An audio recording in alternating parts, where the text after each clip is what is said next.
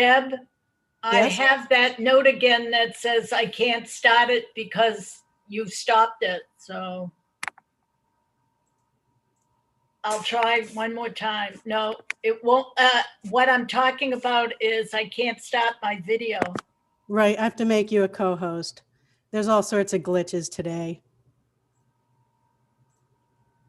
You should be able to get on now. Yep, thank you. You're welcome.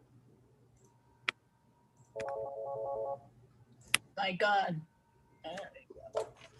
Hello. Thank you. Bye.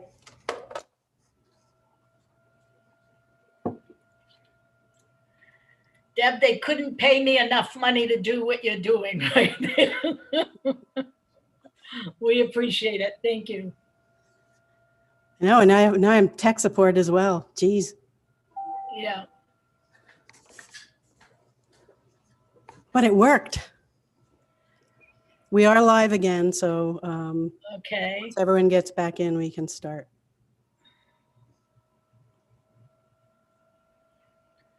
So we'll be beginning with 4:38. Do you want to start bringing people in, or?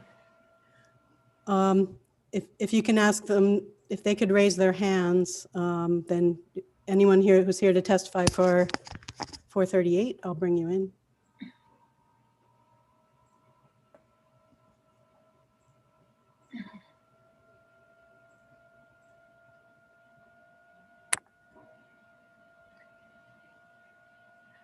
I didn't print out, okay, wait a minute, the registrants. I'm going to print that out now, if I may. Okay.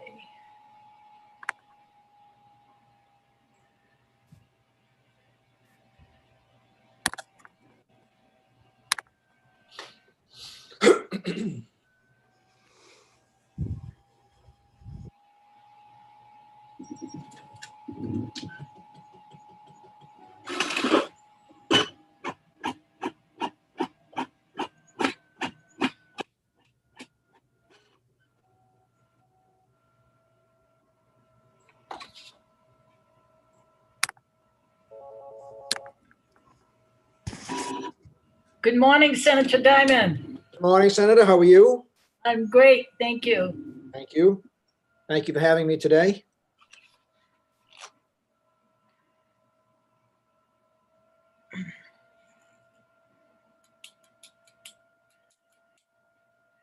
I guess every committee is having a difficult time today. That's what it is. Monday Yeah. problems. Yeah.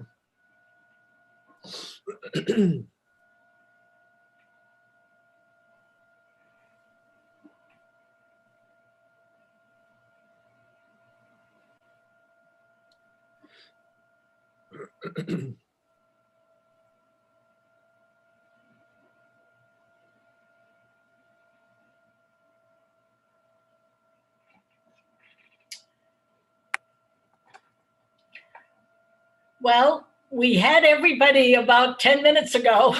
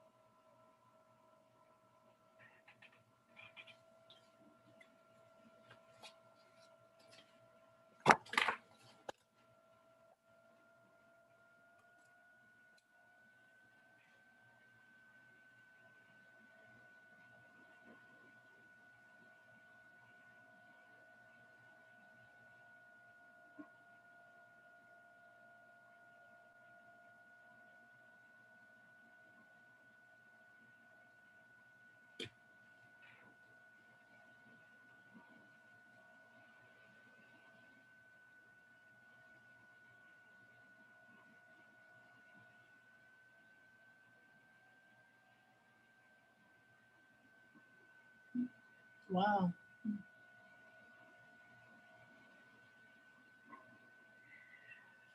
Mr. Ireland, hi. I've heard your name for many, many years, so welcome. Good morning, ma'am. Thank you. Morning. Someone named Rosemary, Marie Smith knows you quite well. Well, I think it's at least a positive start that you'll still talk to me after talking with Rose. So that's a great start.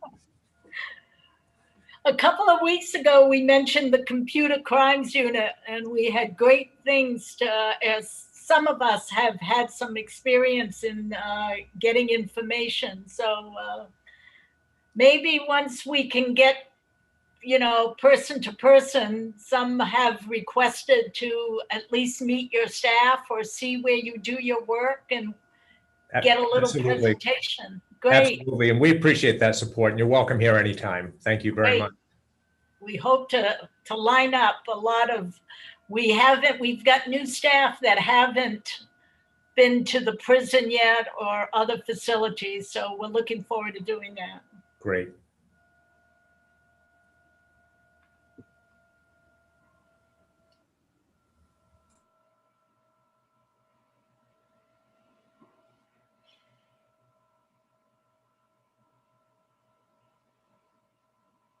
I should take a poll to find out how many of our committee meeting members have had their second shot or their vaccination. So I think, Bill, you may have, right?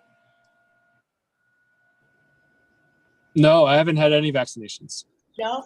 I haven't had any vaccinations yet either. I don't think our age group is up. I know. Almost. Lois, 2? Oh, yeah, me too. I've had mine. I can't share my video. I can't share mine either. Yeah. Does it say that you're not the host or something like that? Did you get a box like that? Yeah, Yeah, mine mine does says too. you cannot start your video because the host has stopped it. Yeah. That means Deb's going to do it by hand, and she's doing it now. Bill Pluker's here, Lois, and Victoria has been on board. No, Night. sorry. Senator, nice looking flowers there. It's the same flowers, my St. Patrick's flowers, and they're I- real. I see that. Oh, I don't. He doesn't have video either. None of us do.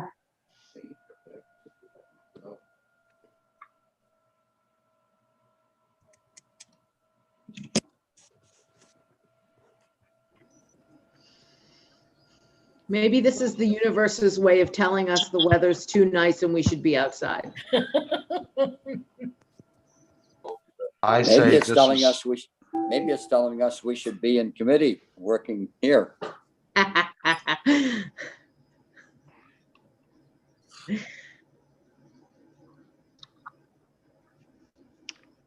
I'll second that, Representative Warren, if you'd like to do it. Then I'll- Yeah, I think Then I'd spend the day trying to get myself an appointment for tomorrow. Tomorrow, my age group starts. I'm 50, so I can't wait to get that shot. If you go on a Thursday, I went into walmart.com and got my mother one on a Monday, like 2 days, so 3 days. And they've got the Johnson & Johnson, right, Dan? Mom didn't get that one, but I believe they have it now, yes. Okay. I want the one and done. I've had both of mine. Nice. Dan, you're lucky. You're all co-hosts now, so you should be able to turn on your camera.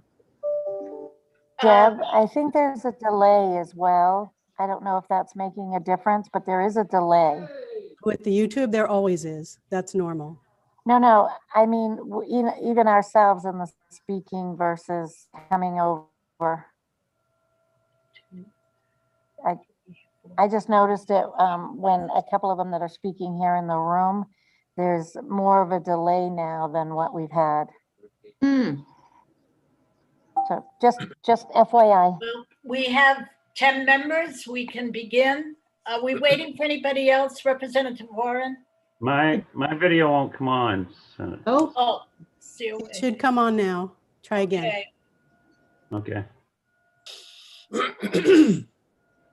come on. So, Yes, Senator Diamond. Here. there we go. All right, thank you. May we begin, Ms. Fahey? Yes. Oh, where is, do we have Jane? She's here. here. Are we waiting for her?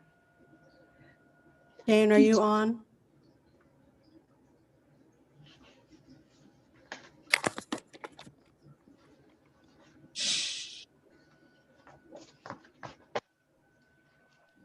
There she is. Hey, there we go. Thank you. All right, we can begin, and let's hurry before this anything else happens right I now. think we're good now. Is there anyone else in the waiting room that needs to come over? for Yes, LD anybody else? 438? Jeff McCabe. Is Jeff in the waiting room? Right, so we're asking that anybody that plans to testify on this bill, LD 438, raise your hand so that Deb can bring you over into this meeting. All right, I think we're good, Senator. Good, thank you. Oh, Mr. Cabetta has raised his hand, so great, okay. Okay. So we shall start again. LG 438 is our first bill this morning. An act to increase public safety by adding a position to the computer crimes unit of the Maine State Police. I will recognize the sponsor, Senator Bill Diamond. Thank you, Senator DeChambeau, Representative Warren, members of the Criminal Justice and Public Safety Committee. I am Senator Bill Diamond. I represent District 26. I live in Wyndham. Your patience is unbelievable. It's amazing what you will all have to go through with this system. I'm a proud alumni of this committee, having served 6 years, 4 of those years as the Senate chair. And I want to say before I begin that I admire you. I admire you for your work. I clearly know what you have to deal with. And I think that probably most people don't. And you clearly have to deal with the most difficult bills, I believe, in the Maine legislature. It's my pleasure to present LD 438, an act to increase public safety by adding a position to the computer crime unit of the Maine State Police. I would respectfully ask that the bill, you consider amending the bill to its original intent. I had to jump through a lot of different hoops and landed almost where we wanted it, but not quite. I would ask that that the original intent would be that we'd add positions, the number to be determined by this committee, to the computer crime unit of the Maine State Police through a general fund allocation to address the serious issue of protecting children who are being exploited for sexual gratification and, excuse me, professional financial profit. The Computer Crime Unit is a multi-jurisdictional police entity designed primarily to assist other law enforcement agencies and prosecutors with the prosecution of computer crimes. What started out as a white-collar crimes task force quickly transitioned to investigating illegal activities involving the production, the buying and selling and swapping of online child pornography. Child pornography is a multi-billion-dollar worldwide industry and growing every year due to the sophisticated online technology. What's happened because the technology has expanded such that predators and perpetrators, they're able to capitalize on the promotion, dissemination of the images of children being sexually abused.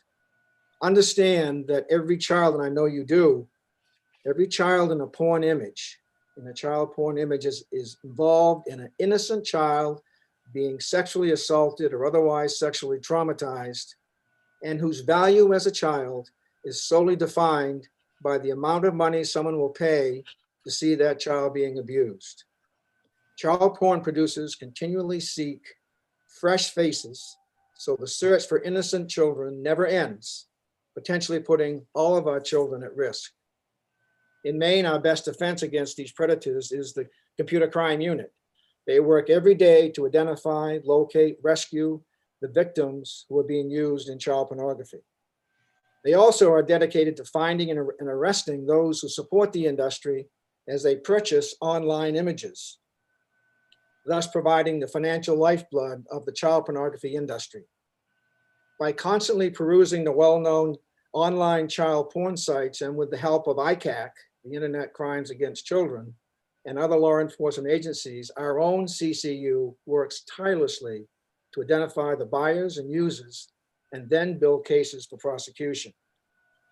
Maine Computer Crime Unit professionals are focused and determined to do their job. In my opinion, the most important job in state government. I've been working with the CCU as a supporter since 2004, when I first became the Senate chair of this committee.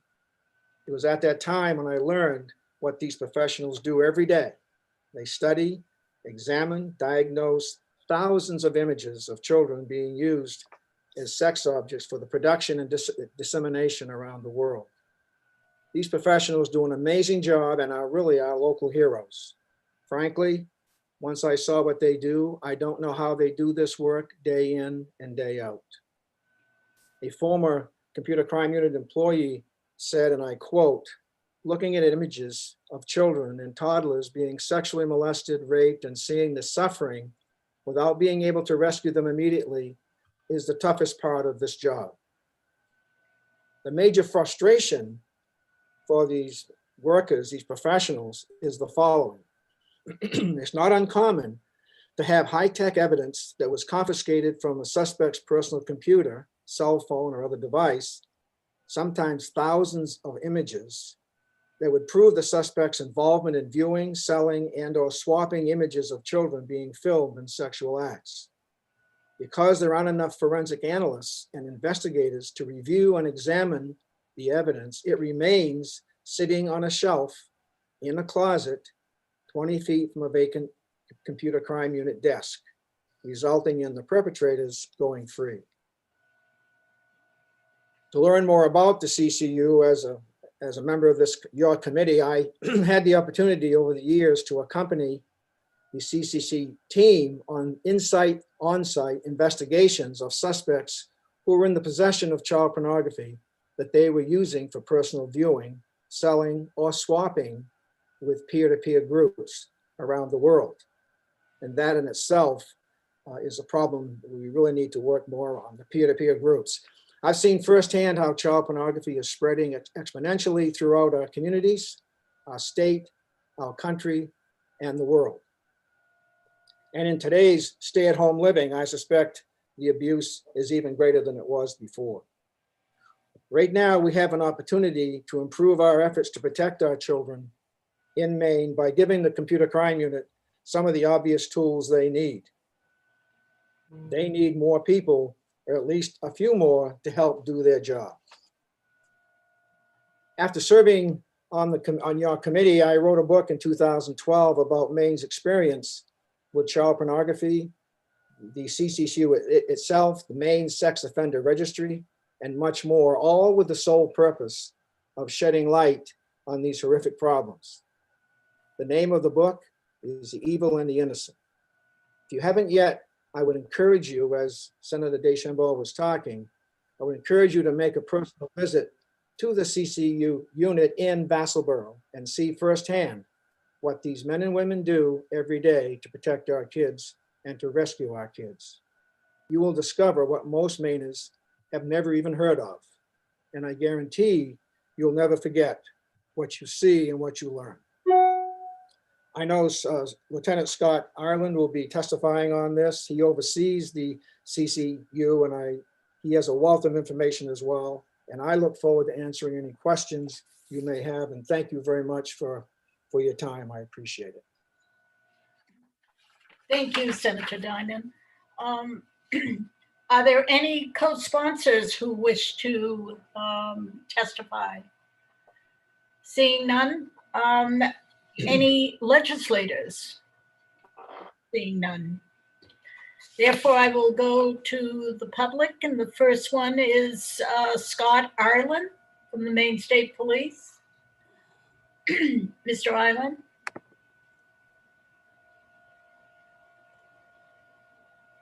There we go.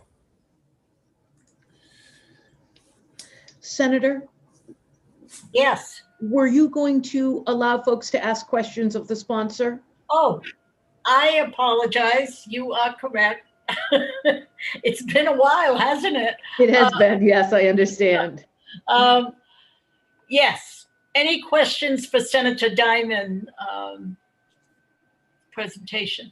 I have, let me, I couldn't get my first hand. one, yeah.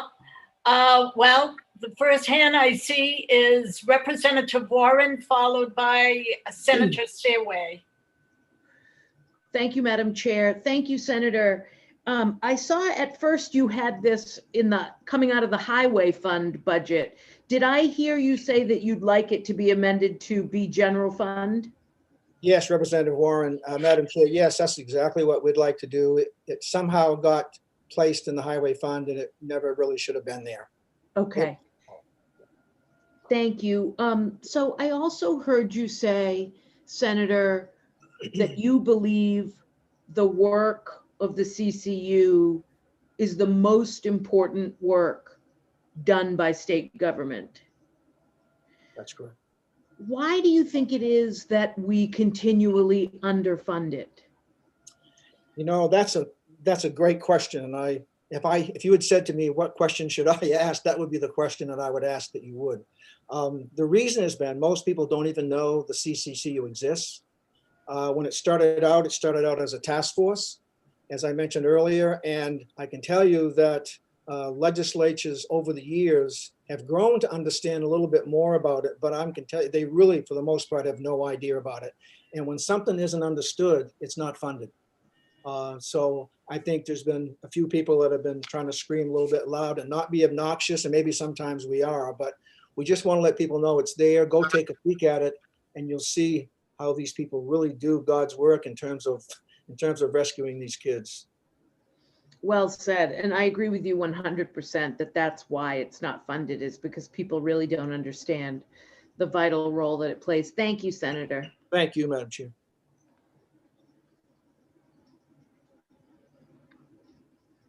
Senator Stairway, you had a question? Yes, thank you. Nice to see you, Senator. Nice to see you, Senator. I appreciate you bringing this forward. We had the commissioner talking about budgets and whatever, and you mentioned you didn't think they needed a forensic person. They needed more of a detective one position for this. And what's your thoughts on that? Well, I mean, obviously the people who work there, and Lieutenant Ireland knows more about the details of that. My response is, though, I know we don't have enough forensic people. And I think when you say one investigators over the forensic, it's only because we need them both, but because of the evidence that's piled up, waiting to be looked at, the forensic position is very important. But then you have to go investigate. So to me, I mean, as a layperson, I see them, boy, one and two, maybe 1A and 1. So I think it's very, very important. Thank you. Representative Pickett. Yes, thank you, Madam Chair.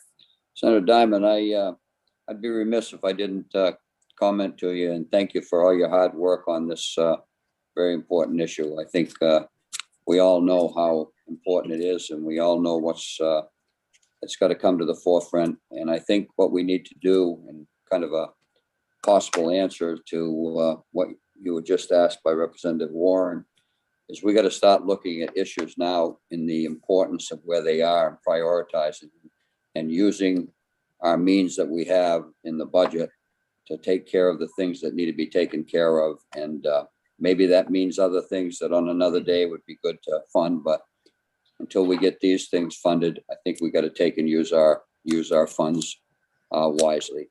Do you agree with that statement?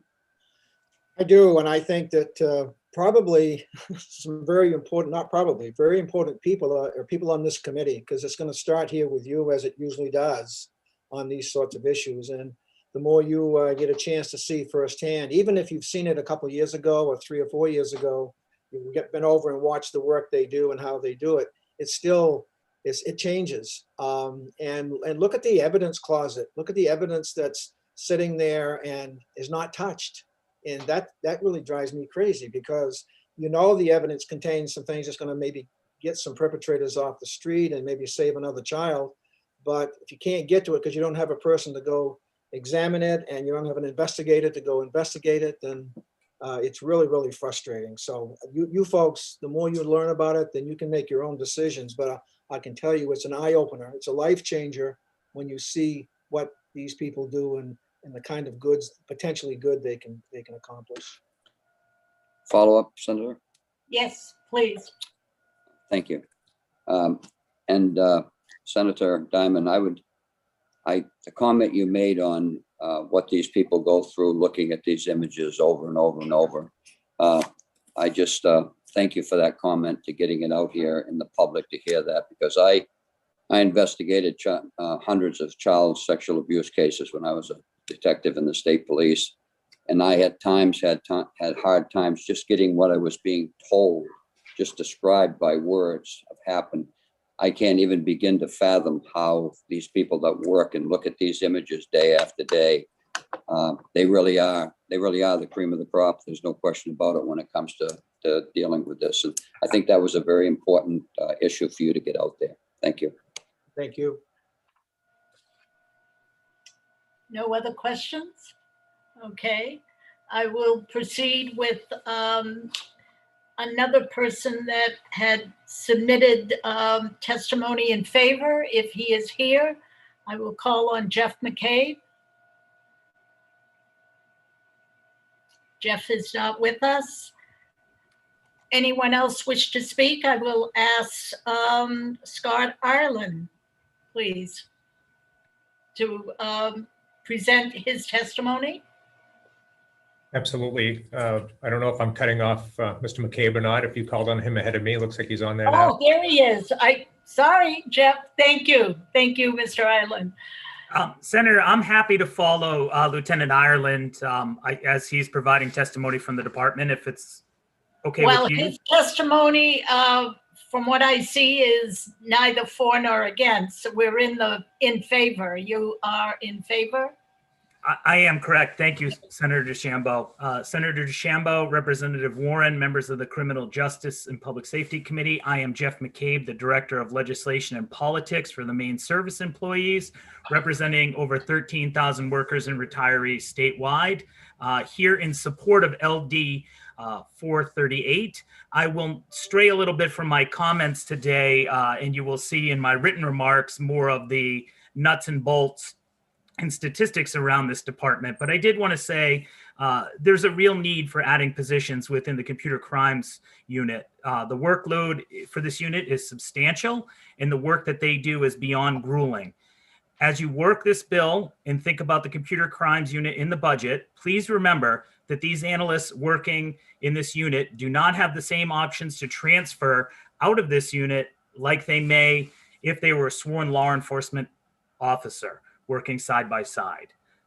Some of the computer crime analysts told their stories back in 2019 to members of the Labor and Housing Committee. These analysts explained how they often must wear hazmat suits while doing their job, which includes collecting evidence.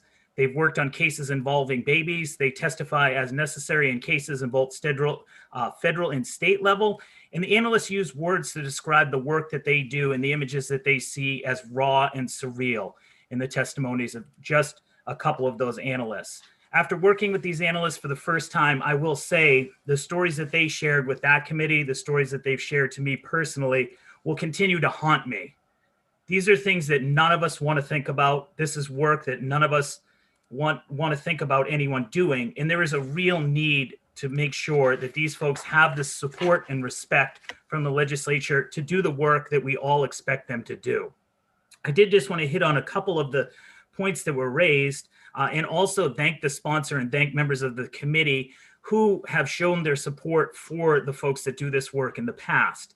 I think it's so vital to have folks like the sponsor of this bill continue to be champions for the folks, both on the sworn law officer side and also on the folks that are doing the forensic analyst work as well. I think it's appropriate for this committee to take this bill up. We would not take a position on which position this committee would support filling in regards to whether it would be the detective positions or the computer analyst, but rather would say, we feel there's a need to expand the staffing within this unit across the board. That being said, in this position that I hold, I'm able to, sort of touch upon things that maybe at times the Department of Public Safety may or may not, be comfortable and sort of saying to the committee. And I would say for this committee, one thing to keep in mind is that as you work this bill and work on your budget, there is the possibility to add positions over the course of that biennial budget. I would think that probably quicker would be to look at the possibility to provide a detective for this unit and ongoing, possibly in the second year of that budget. Hearing the discussion so far, maybe that's the appropriate time to look at adding an analyst. I know that often for those analyst positions, those can sometimes be challenging to recruit for. There is time to onboard folks, and that might be a little bit different than transferring somebody in from another location within state police. But really appreciate the opportunity today to just speak on behalf of this bill. Also, I would encourage anybody on this committee to please take an opportunity to orientate yourself to the work that these folks do. As the discussion was raised earlier, I think that it's units like this in state government that, because of the type of work they do, it's not always well known. And that sometimes contributes to the lack of resources. I also did want to take an opportunity to thank this committee for being so adaptable. I think I work across the legislative spectrum, and this committee seems to be, juggling a lot of tough issues, dealing with technology. But I will say I've really appreciated watching you all, your interactions, and your growing respect for each other. And I also appreciate you all being willing to work remotely and really protect the staff of the legislature. So with that, I'm happy to take any questions. Good. Thank you, Mr. McCabe. I wish you may have seen in our chat line, the 3-minute clock is not working. So, the rest of the day, I don't know what's going to happen. Any questions for Mr. McCabe? I see Representative Reckitt. Thank you. I am intensely interested in this item, and I have a couple of questions. I've noticed when we're looking at other positions that we think ought to be added, and that others have presented to us. For instance, when there's we're going to hire new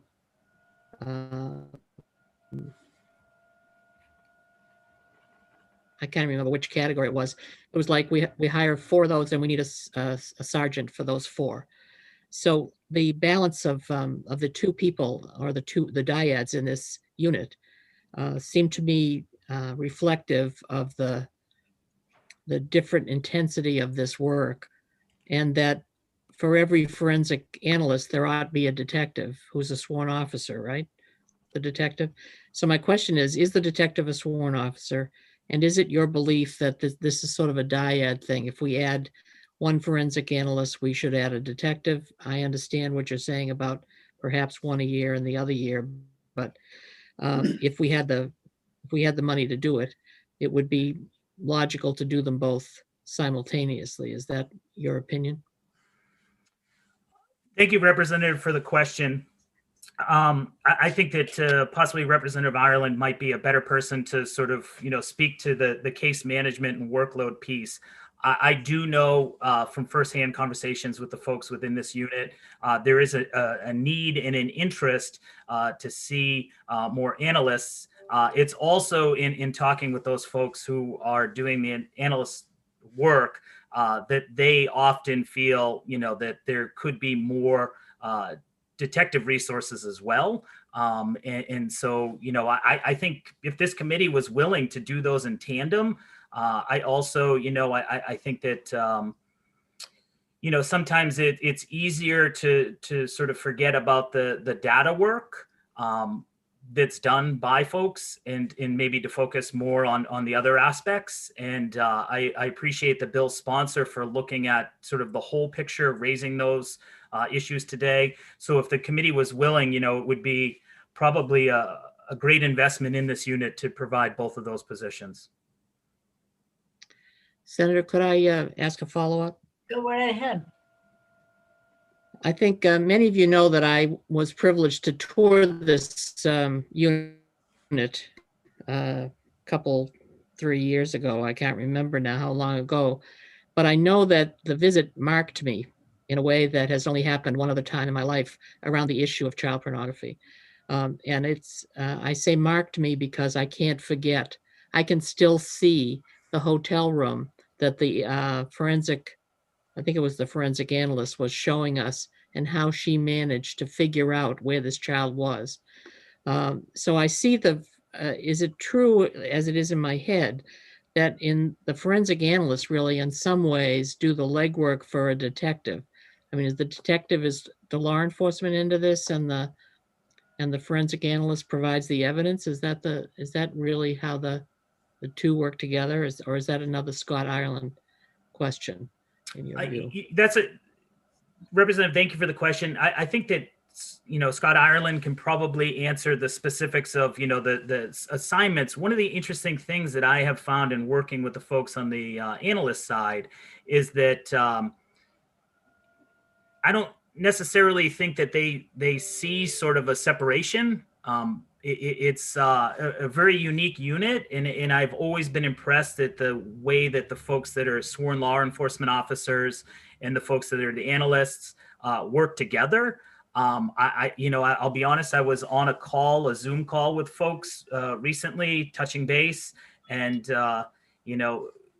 had a friendly hello from Lieutenant Ireland. I know that, in working on issues there, we've worked with the sergeants in past just to get clarifying questions. It is a great example of, how sworn and non-sworn employees within the state police can work together and collaborate, is how I would describe it. But I think you're correct in saying, and Lieutenant Ireland will happily correct me if I'm wrong, but those are the folks that are doing the analyst type work. And then there's the sworn officers that are doing the investigations. But I did also, I could also clarify further and say that the folks that are doing the analyst type work are also going out in the field. So I don't want you to think that these are folks that are just sort of in an office location. These folks go out and actually participate in serving a search warrants. They actually go on site to actually look at computers and other equipment that might be there. So their work goes well beyond sort of their location in Vassalboro as well.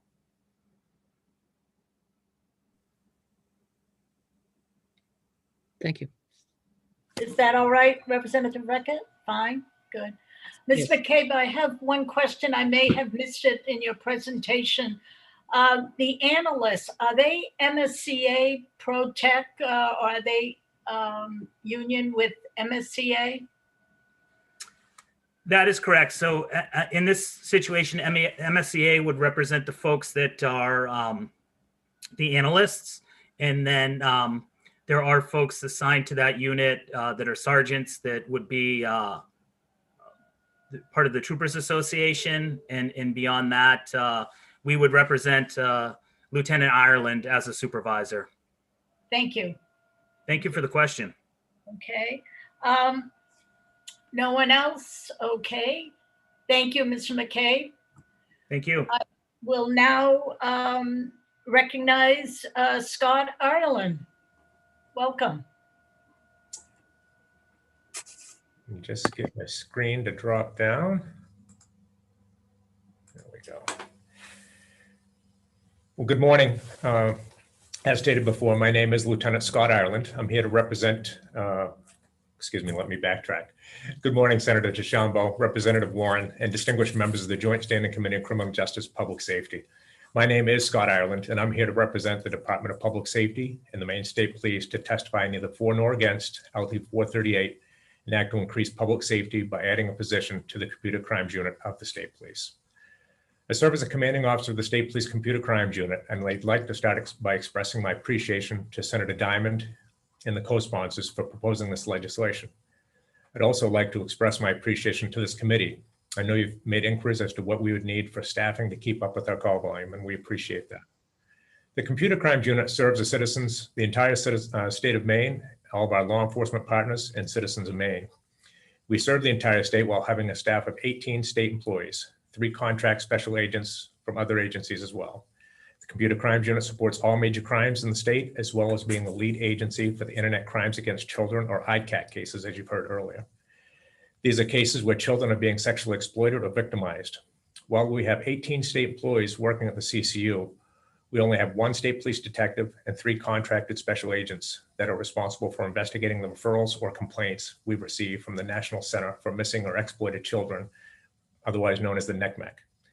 We've seen our numbers for referrals or cyber tips we receive nearly triple over the last 4 years. Each of our 4 investigators can properly handle around 20 cases per year. They currently have between 75 and 100 pending cases each. At our current staffing levels, it is challenging to thoroughly investigate all these cases in a timely manner. I appreciate this committee in recognizing our situation as you've expressed your interest in the unit in the context of your discussions on the DPS biennial budget. In response to your inquiries on the biennial budget, the DPS concluded that in order for computer crimes to be able to work toward being totally free of our cyber tech backlog, we would need 1 state police sergeant, 7 state police detectives, and 1 planning and research associate to meet these goals. This would, however, certainly increase the volume of work our computer forensic analysts would be responsible for. With these additional staff members, it would take a great deal of work. Even with these increased numbers, it would take a great deal of work to be able to get caught up to the point where we can conduct proactive activities. These proactive activities would include extensive work with the Maine schools to educate our children on the dangers and lifelong impacts that their online activities have. And we'd increase our proactive investigations as well. We feel these school contacts are more important than ever, as most children are spending a great deal of time learning remotely, which means they're even more vulnerable. I work with a great group of professionals at the Computer Crimes Unit, and I'm proud of the work they do every day to protect the children of Maine and others involved in serious crimes. We appreciate the committee's work in addressing public safety matters such as these. I'm testifying neither for nor against this bill today, as I know there are competing needs that our department and the state need to assess and prioritize. We'd be happy to assist the committee at any work sessions for this bill. And on behalf of the Department of Public Safety, the Maine State Police, I thank you for your time and would be happy to try to answer any questions you may have.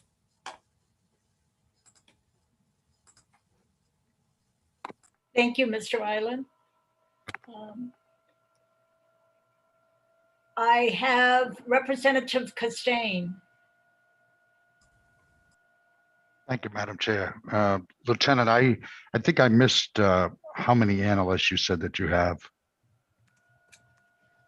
We currently have 8, sir. And you have 4 detectives that's taking care of the work that those 8 people are putting out, correct? It's kind of just the reverse. If it would make sense for me to outline how that comes in so you could understand how the detective functions with the analyst, would that be beneficial? Yes, please. Okay. So as these referrals come in for the National Center of Missing and Exploited Children, if you will, it's like any state police dispatch that might be within your municipalities or where you live, getting a 911 call. So when we get these referrals, they come into us categorized 1 through 3 as far as priorities, as far as what they may see for dangers for the children. When these come in, they get worked and immediately triaged within the unit by the planning and research person. And there's a long process between submitting subpoenas to the AG's office to work with the internet service providers to get the IP information and other information. The detectives start working with that, trying to identify the locations, working to identify the actual target areas, if you will, whether it's a home or apartment, or sometimes a library, to get the warrant information so we can pursue a search warrant. From there, once we're awarded the warrant, we execute the search warrant. We will take our computer forensic analysts with us on scene to do on-scene forensics to get a quick bit of what we can find at the warrant location. And then from there at the scene, it is determined whether or not we arrest the person or whether or not we will be seeking an indictment, or if we need to go back to our shop here in Vassalboro to do more forensic work to find out exactly what the content might be, to find out what the charge would be. And then from there, it would hit the computer forensic analyst, their workload from there, if that makes sense. Thank you. Follow up, Senator? Go right ahead. How many plan and development people do you have? We currently have one. So the information comes into that person and then disseminated from there. It is, correct. Thank you. I have Representative Morales has a question. Thank you, Madam Chair. I apologize. I was trying to raise my hand, but Deb fixed that for me. So thank you, Deb. So thank you for this presentation, Senator Diamond and Mr. Ireland. My questions largely are going to be focusing on the children, you know, and I think we all, I mean, these kinds of crimes are so horrible, and, you know, and we certainly want to make sure that we are on top of them, and it bothers me that we haven't prioritized it, but I also wonder, and so Mr. Ireland, from your perspective, what happens with the children? And now I'm talking about, you know, the punitive system for them. I'm not sure if that addresses the harm caused to them. And so how does your office work in conjunction with the behavioral health specialists who are also, I imagine, called in to specifically address what harm happens to those children? And how do we prioritize addressing that harm and helping those children heal? And how does your office work in conjunction with our behavioral health specialists who do that? I know this is a big question, but we're thinking public health in this committee, and we're thinking really big picture. Thank you. No, it's a great question, Representative. We actually do involve DHHS on each of our referrals where we feel that a child is endangered. They call immediately. We work hand in hand with them to do follow-up visits or whatever is needed. As far as the children themselves, I think that's what this legislation comes down to, and this conversation, as it was brought up earlier, is, I guess I liken this to if you live in pick a town in Maine and you call 911 because your child's in danger. If we don't get back to you right off, your child is still in danger, and that is the situation that the staff here works with. These are not burglary cases. This is not a theft. If this backlog with these investigators not being able to get to their work, as I said, on a good year, they could really handle 20 investigations. They have 100 in queue. So that being said, if we stopped the floodgates right now of complaints coming in today, it would probably still take us, even with additional staffing that we've asked for, 2 to 3 years to catch up. It's that bad. These are very intense investigations. It takes a lot. So the part that weighs on the staff here, and as I said, very proud to work with these folks. They are doing God's work every day. I don't know any other unit or any other people in the state of Maine can say they are saving kids every single day. Obviously, I'm biased, but I've worked other places. I've been a police officer for 30 years, a trooper for 27, but I've just never seen a group like this. And unlike other places that when these folks go home at night, whether they see investigators or the analysts, a case they don't get to, that child is still being victimized tonight.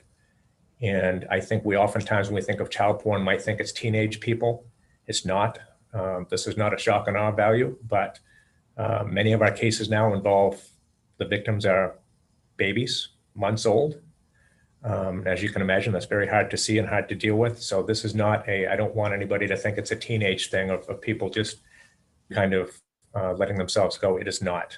It's a very big problem. And I hope I've answered that a little bit for you, ma'am, or given you what you're looking for, but we do work hand in hand, trying to get those kids and the children the help they need, and trying to get them, whether they need to be, work with DHS, if they need to be placed immediately, or get teamed up with somebody, because sometimes the family members know everything that's going on and sometimes they don't.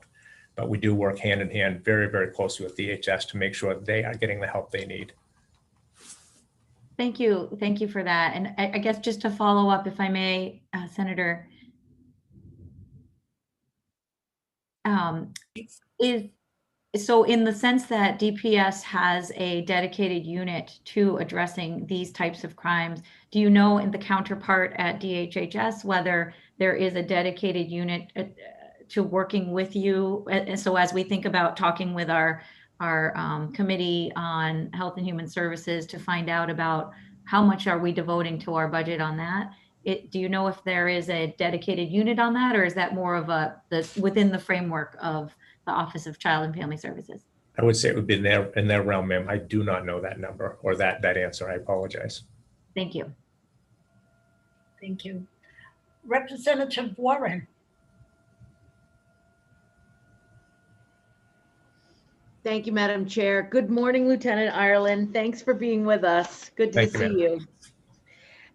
My question, I was going to ask you a question specifically about the size of the backlog. And then I heard you say, specifically, I wrote it down because it was so shocking to me, that even if all of the complaints stopped coming in today, it would still take us 2 to 3 years to catch up with the backlog, even with the additional staff we've asked for. I also want to say that you said, part of what we do is respond to children who are in danger.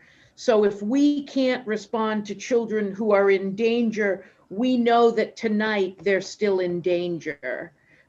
So those are things that I wrote down as you were saying them. I know I'm not alone in knowing that, in saying that, a couple times I thought, I think I'll just walk away from this conversation right now and go get a cup of tea because this hurts my heart, right? All of us are in that same thing, but we don't get to do that because that's what we signed up for. So I have a couple of questions for you. One, I don't see that in the budget that was presented to us, you all asked for any positions.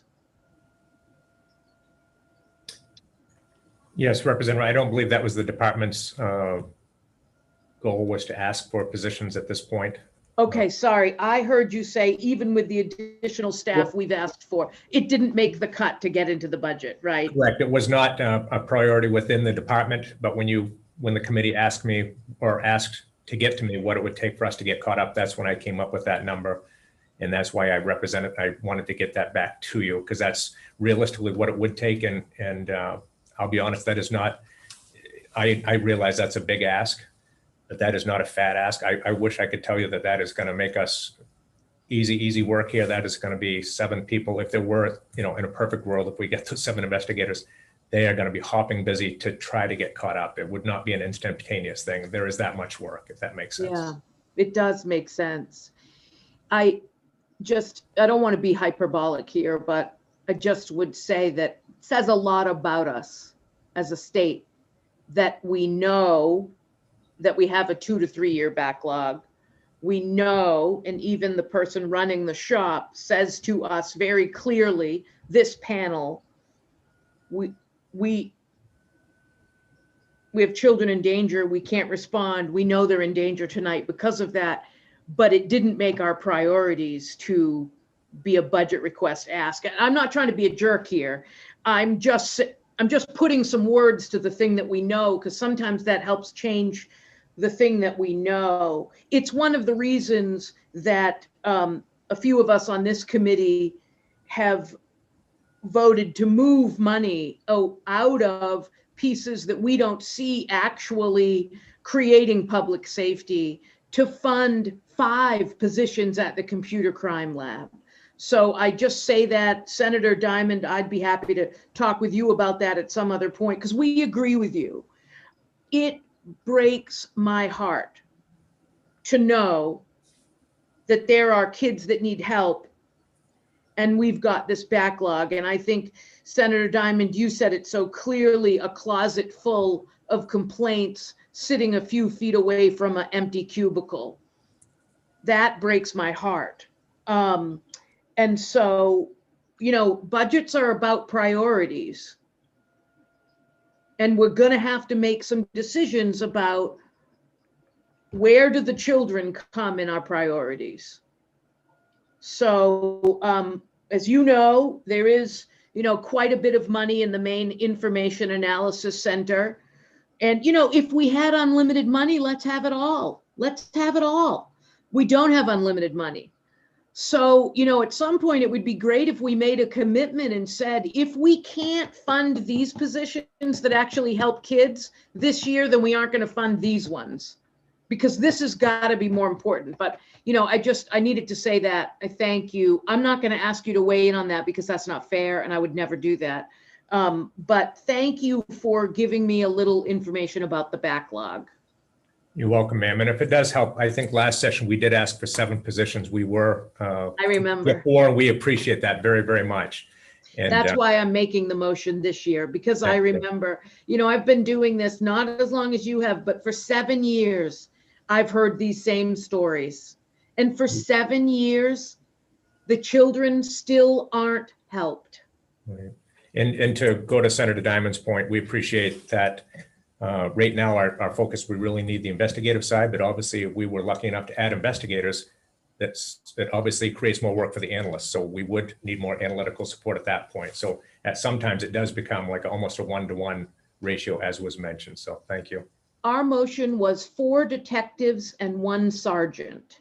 And the way that we did the math, that could be funded by moving money away from one department into this one that's about children. So we'll see, we'll present that today to appropriations, but thank you very much. Anyone else have any questions? Hearing none. I will say that listening to this, I was thinking our employees in the Department of Corrections are also involved with the actors of these crimes in our prisons. So it's an evolved crime. Seeing none, I will ask if there is anyone else that wishes to speak on this bill. Seeing none, and having received testimony of those present today, I will now close the public hearing on LD 438. I believe the work session, Ms. Overton, is next Monday, the 29th. Am I correct? All right, that will be Senator Diamond. As a former member of this committee, I guess because it's the pandemic. I'll bring it in as soon as you meet. Good, thank you. There will be treats when we meet. There'll be a lot of treats. There'll be a lot of treats. There'll be a lot of extras. He didn't forget. Thank you. All right, we will move along. And thank you, Mr. Ireland. Thank you all. Next, I will now turn the gavel over to Representative Warren. Great, thank you. Yes, ready. You're going to present your bill, Senator? Yes. Okay. Yep. Not my bill. Yes, clack bill. Welcome, Senator DeChambeau. Next, we will do a public hearing on an act to amend the main criminal code presented by our very own Senator DeChambeau. And I'll just ask for folks who are here to testify on this bill, please raise your hand and Deb will move you into this space with us. And Senator DeChambeau, please take it away. Well, thank you. I will present to you that this is indeed a clack bill, and I will first begin by Representative Warren and fellow colleagues of the Criminal Justice and Public Safety Committee. I am Senator Susan DeChambeau, and I represent Senate District 32, which includes the lovely towns of Alfred, Arundel, Biddeford, Dayton, Kennebunk-Port, and Lyman. I am before you today to present LD 536, an act to amend the main criminal code. This bill was first proposed during the 129th legislative session. It is, and was, I should say, LD 2037. The Criminal Law Advisory Commission, also known as CLAC, is the primary author of this bill and is known as the CLAC bill. A public hearing last year was held before this committee in January of 2020. And on March 17th, the bill was carried over due to the pandemic. The Criminal Justice and Public Safety Committee then held a work session in July, and the bill was reported out on September 9, 2020, with an ought to pass as amended. There was only one vote ought not to pass. LD 536 has been reviewed by CLAC, and a representative is available to answer any questions you may have regarding the contents of the bill. Obviously, I will not be answering those questions. I thank you for your time and consideration. Thank you, Senator DeChambeau. Any questions for Senator DeChambeau? Representative Rudnicki. Actually, I can wait and ask the representative from CLAC. Thank you. Okay, thank you. All right, seeing none, I think next we'll go to Mr. Pelletier. Welcome. Yes, Representative Warren, members of the committee. My name is John Pelletier. I'm the chair of the Criminal Law Advisory Commission. I'd like to thank Senator DeChambeau for introducing LD 536. And I'll go through the various provisions of the bill. Section 1 of the bill, Part A, has a history and a recent development within the CLAC group itself. So if you look at the bill on the first page, you'll see section 1609 in subsection 1 and subsection 2. Subsection 1 in the bill is existing law, and I'll talk about what it does. Subsection 2 is the CLAC proposal. What subsection 1 does, existing law, is it says if you are in execution of a sentence, so you're in a jail or prison subject to a sentence, and you commit a new crime, and you're convicted of that new crime, that new crime must be consecutive to the crime, to the sentence you're already serving. And the way that is accomplished in most cases is that the sentence that's being served is put on hold and the new sentence is inserted and you serve the new sentence. When that is completed, the old sentence picks up again. And the reason for that is that you cannot, most people are serving sentences that have probation. A portion of it is suspended and it has probation at the end. You cannot, under the criminal code, impose a sentence that is consecutive to a sentence that has probation. And that is so someone is not let out on probation, completes their probation, and then they have to go back to jail. The criminal code does not authorize that result. So the rule is if someone is on probation, you can't have a consecutive sentence to probation, to a probated sentence, if that involves jail time. So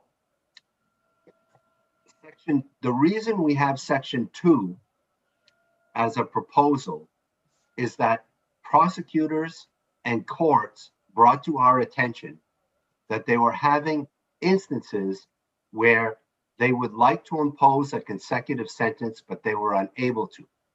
And I'll give you an example. This applies actually in 3 circumstances.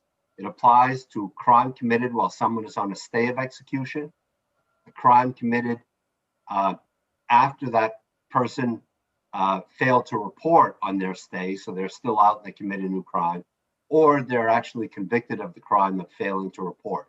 So this new provision deals with people who are allowed a stay of execution, and either they commit a crime or they don't show up when they're supposed to. By the time people get to court to get sentenced on that new crime, most of them are serving the original sentence they got to stay on. And most of those sentences have probation at the end. So judges or prosecutors who wanted to ask for, and judges who wanted to impose a consecutive sentence could not, because the person was serving a sentence with probation. This new proposal would allow the judge, doesn't make the judge, but would allow the judge to decide if the new sentence is going to be consecutive or concurrent.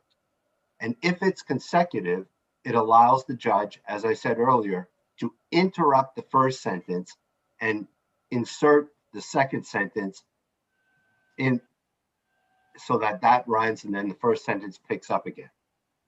So current law, if the crime is committed while someone is in a sentence, is doing a sentence, it has to be consecutive. Our proposal is, with respect to these crimes committed while on a stay, it can be consecutive or it can be concurrent. It's up to the judge, but this is a way to give power to the judge to impose a consecutive sentence if they want to, if the judge wants to. Last time when this committee had the bill, what they did was they adopted the Clark recommendation, but they changed existing law in response to an argument from one of the stakeholders that the judge should not be required to impose a mandatory sentence, a mandatory consecutive sentence for a crime committed while someone is serving a sentence. That was the position. The legislature, the committee adopted that position. Friday, this past Friday, the Clark Commission looked at a bill that would have eliminated Section 1609 altogether. And it would have eliminated the mandatory consecutive sentencing for crimes committed while the person is serving a sentence.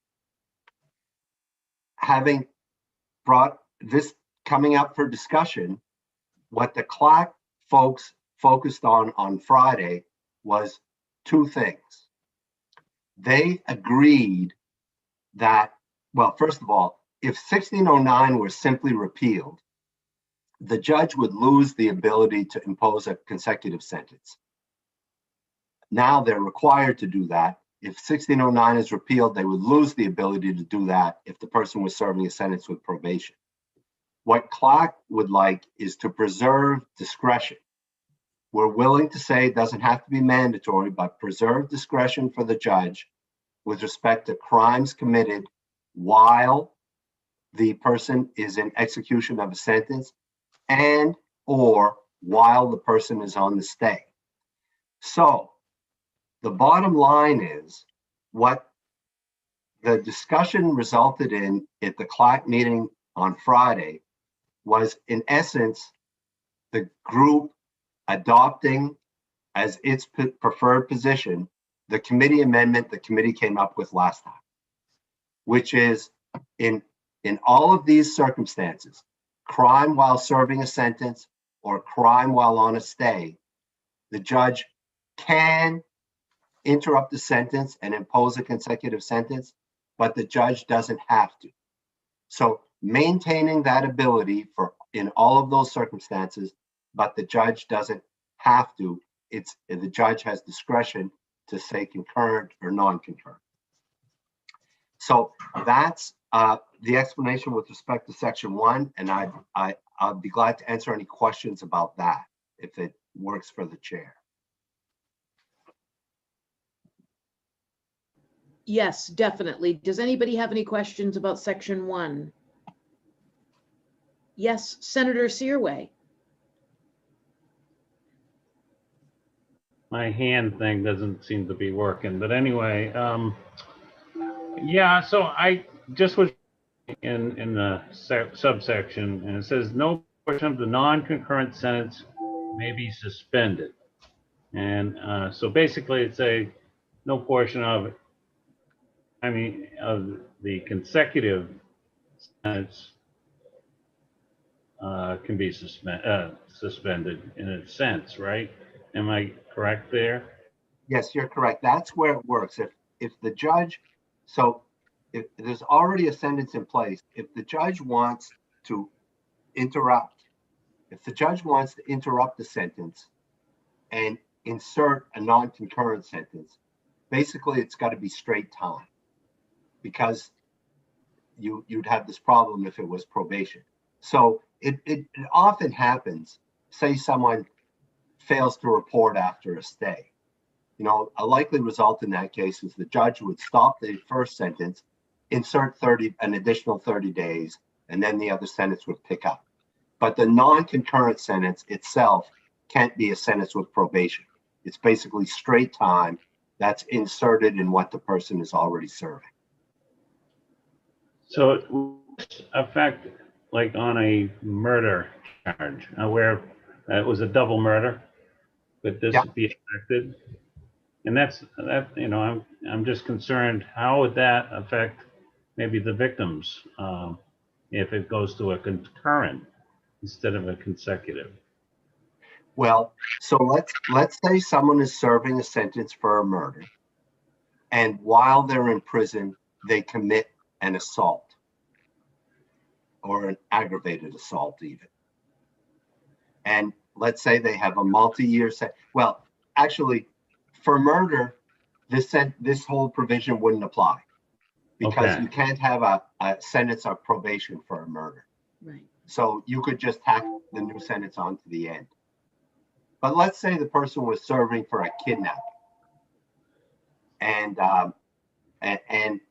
while they're in prison, they committed an assault. I apologize for the phone in the background. While they committed an assault, what the judge could do is the judge could give them a sentence for the assault, let's say 1 year, and then they could either say that 1 year is going to run concurrent with the kidnapping sentence, or they could say the kidnapping sentence stops today. You serve a year on the assault, and then the kidnapping sentence picks up at the end. So that the judge would have a choice whether to do either of those. Yeah. Thank you. All right, looks like we don't have any more questions. Mr. Pelletier? Part B of the bill, which starts on the bottom of page 1 and goes over to page 2, it deals with the collection of restitution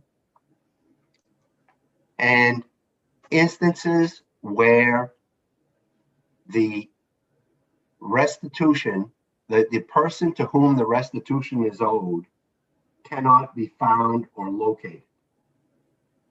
Right now, when that happens, the Department of Corrections or the DAs collect restitution, and they can't find the person who it's owed to, or the person has died. Well, if there was an estate, they can't locate the person who they should rightfully give the money to. Right now, they have to go back to the court, and the current law doesn't really tell the court what to do with that money.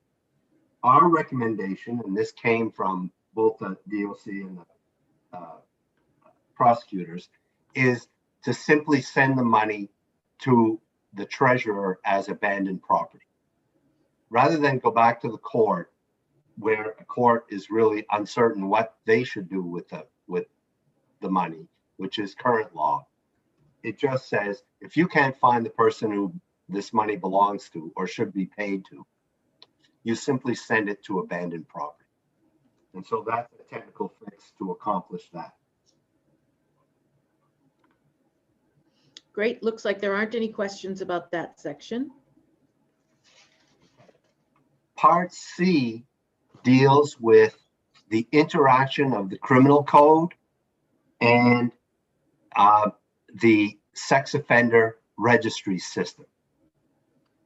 Right now, in Maine's kidnapping statute, there are different ways, there are different types of kidnapping, and they all have to do with a person restraining someone. And then there are different types of kidnapping depending on what they intend to do with the person restrained. Are they holding them for ransom? Are they using them as a hostage? There are several other alternatives. Under existing law, there is one of those alternatives that says they restrain someone with the intent to inflict an injury upon the person or subject the person to a sex offense. And that's on the bill, it's sub 3 in C1. That created a problem because under our current law, that a person convicted under that subsection must register as a sex offender. But that law also covers the instance where a person does a kidnapping with the intent to inflict bodily injury, and it has nothing to do with the intent to commit a sex offense. So we could have, this actually came to our attention from a defense lawyer, we could have someone who's required to register for a kidnapping when that kidnapping had nothing to do with a sex offense or the intent to commit a sex offense. So this provision is intended to correct that. And what it does is it breaks out into different ways you can commit kidnapping, a version where you kidnap in order to commit an injury, and a separate version where you kidnap in order to commit a sex offense. And then that second version, which you see as 3A there, the section C2, C3, C, and C4 modify the sex offender registry statutes to accomplish the goal of the change in the kidnapping statutes. And principally, it has to do with the effective date of the new provision. But what the overall goal is so that there is no one on that people are on the sex offender registry if they commit a kidnapping that is related to a sex offense, but they're not on the registry if they commit a kidnapping that has nothing to do with a sex offense. And that's the problem in current law, is that they could become a registered sex offender as a result of a kidnapping conviction that has nothing to do with a sex offense. So that is part C. And I see we do have a question. Representative Rudnicki. Thank you, Madam Chair. Mr. Pelletier, I'm a little bit confused on this section. I was reading the summary on it, and it had to do with parts of it actually had to do with the being buried at the Veterans Memorial Cemetery as well.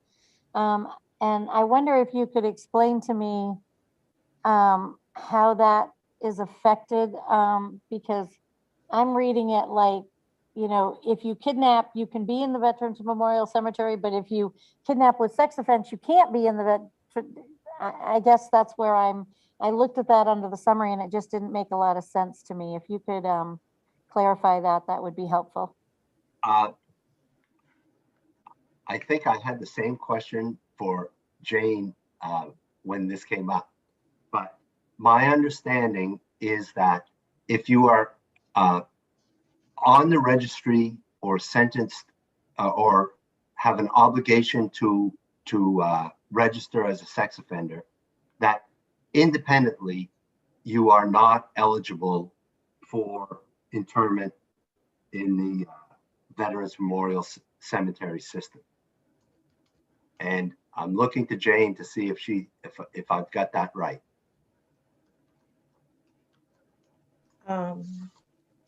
Madam Chair, did you want me to answer that question? Please, I'm sorry. Yes, please Okay. do. Okay.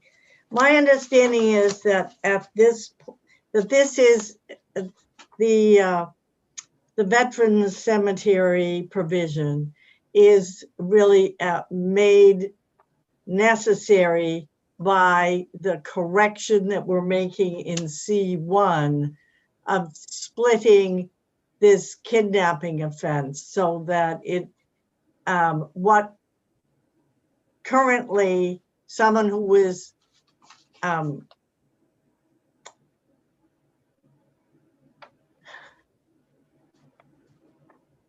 Okay.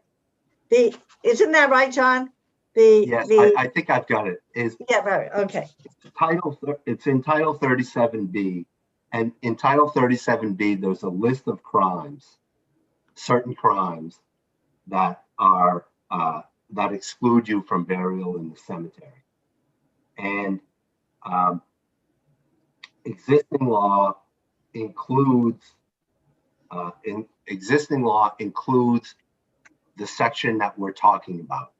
And after the effective date, it will only be the aspect of that crime that's related to sex offense that would exclude you from burial.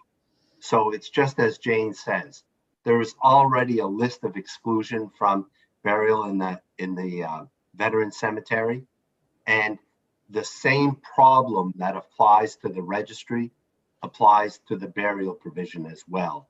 And where that last provision fixes that problem so that the exclusion only applies to those crimes that are related to a sex offense. So this bill actually frees some people up from that exclusion because they are mistakenly being required to be on the sex offender registry because of line 34 on page 2 of the way the current law reads. So that's the correction that Clark is trying to make.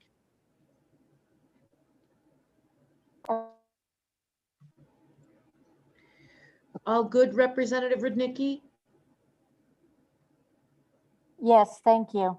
Okay, you're welcome. Okay, so looks like we don't have any more questions on Part C.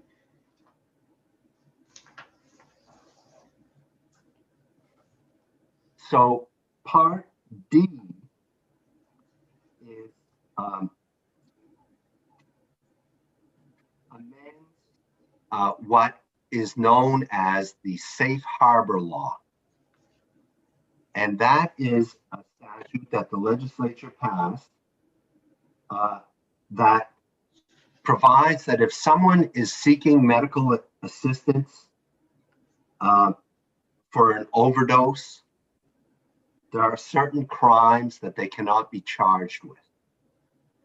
So the current law says that if you call in an overdose, this is to solve the problem where someone is overdosing and the other folks don't call for emergency services because they're afraid they're going to get arrested.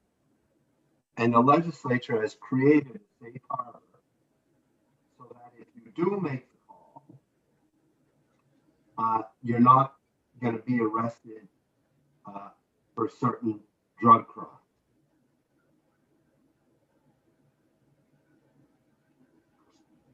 And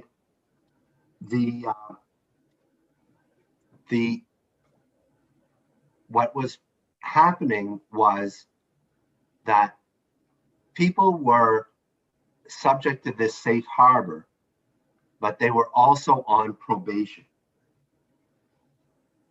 And they could be, they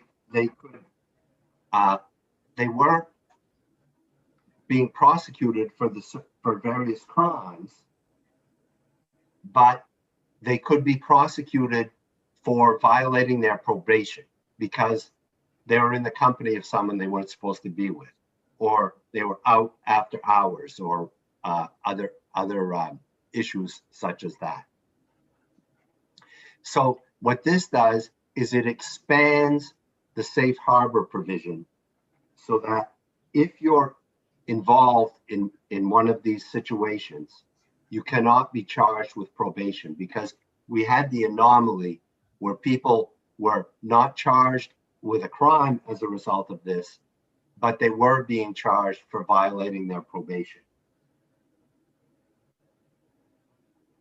So, Okay. so it's an expansion of the safe harbor so that you're not going to be charged with a crime, and you can't be charged with probation either, with a probation violation either.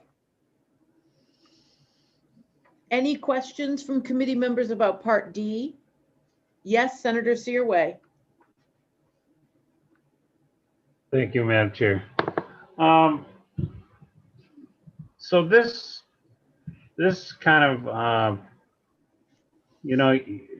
there's the crime of a drug, and that's okay as far as using Suboxone, and then there's marriage. But now probation, they've agreed to staying away from the people that's using or whatever, and it's a rule more than it is a law, isn't it? I mean, in a sense, I mean, they've agreed, and they've signed a paper saying that they agree to follow those terms. And then, so now what happens, he has a probation officer's coming, and he just uses Narcan and says, and just says, oh, this guy was Narcan. Does that take him off the hook every time? And that's what I'm concerned about. Is there, because there is, and you know as well as I do, if there's a way to find it, so I'm just that. And Well, Senator, I'm just going to remind you that today is about clarifying questions. That's Right. more of a debate position. I'm going to give you some grace on one question, but just a reminder to everyone that you'll have a chance to share all your thoughts about folks who are overdosing. But today is really clarifying. Go ahead, Mr. Pelletier, for this one. Yeah, the only thing I'd say, Senator, you're correct that probation involves sort of rules that govern how someone is going to operate when they're not in prison, when, it governs people who are out of prison or out of jail. But it's not something exactly that the person has agreed to, because probation is a sentence, and the conditions of probation are a sentence that are required by the judge. And you're correct that someone goes through the conditions of probation and signs at the bottom, but that functions more as notice than as really their agreement. And so what came to us from the Department of Corrections was their probation officers were recognizing this anomaly, that they were in a position where technically they could violate the probation, but the person wasn't going to be charged with the new crimes under this provision. And they actually came to us and said, we think this provision would be better to be consistent and say no crime and no probation revocation. So they're the ones who asked for this expansion. Thank you, Mr. Pelletier. Did that answer your question, Senator Searway? Yeah, so somewhat. Yep. I'll just wait till work session. Okay, thank you, Senator. Representative Pickett. Thank you, Madam Chair. Good morning, John. I think it's still morning for about 7-8 minutes, but if I'm understanding this part of the bill, you're taking the bill that we crafted in this committee at a prior date, the Safe Harbor Law, and the objective of that bill was to save a life. And the question is it Clark's intention for making this change in the bill in the spirit of that same thing, gearing toward saving the life of someone if they've OD'd and they have to have a shot, and someone may not stick around to do it or may not assist because of danger of being arrested. Am I reading this right? Yes, Representative Pickett.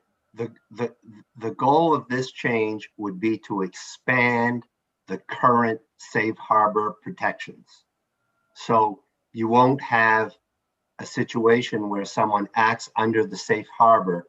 They know about it. They call and save a life. They're not charged with a crime, but there's this probation revocation they have to deal with. Now, if they call and save the life, then this safe harbor that the committee has crafted applies both to the new crimes and any potential probation violation. Thanks, sir. Any other? Yes, Representative Lookner.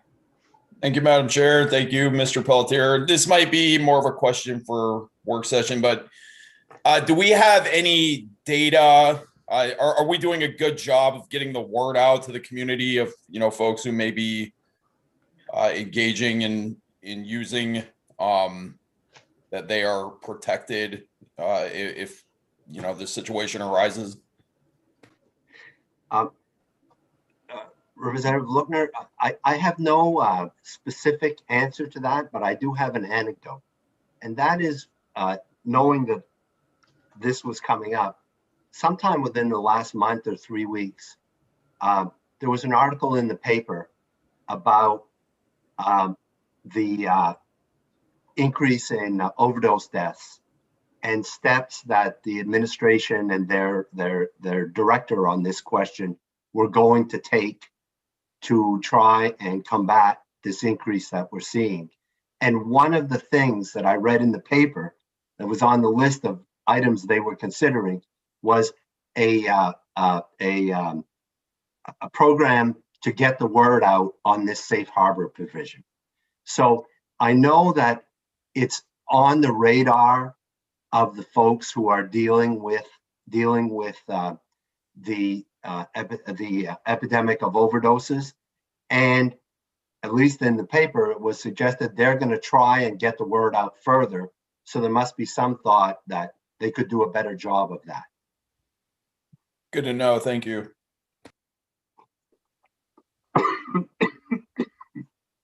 Great. So it looks like we don't have any more questions on that section. So I think you've arrived at the final section.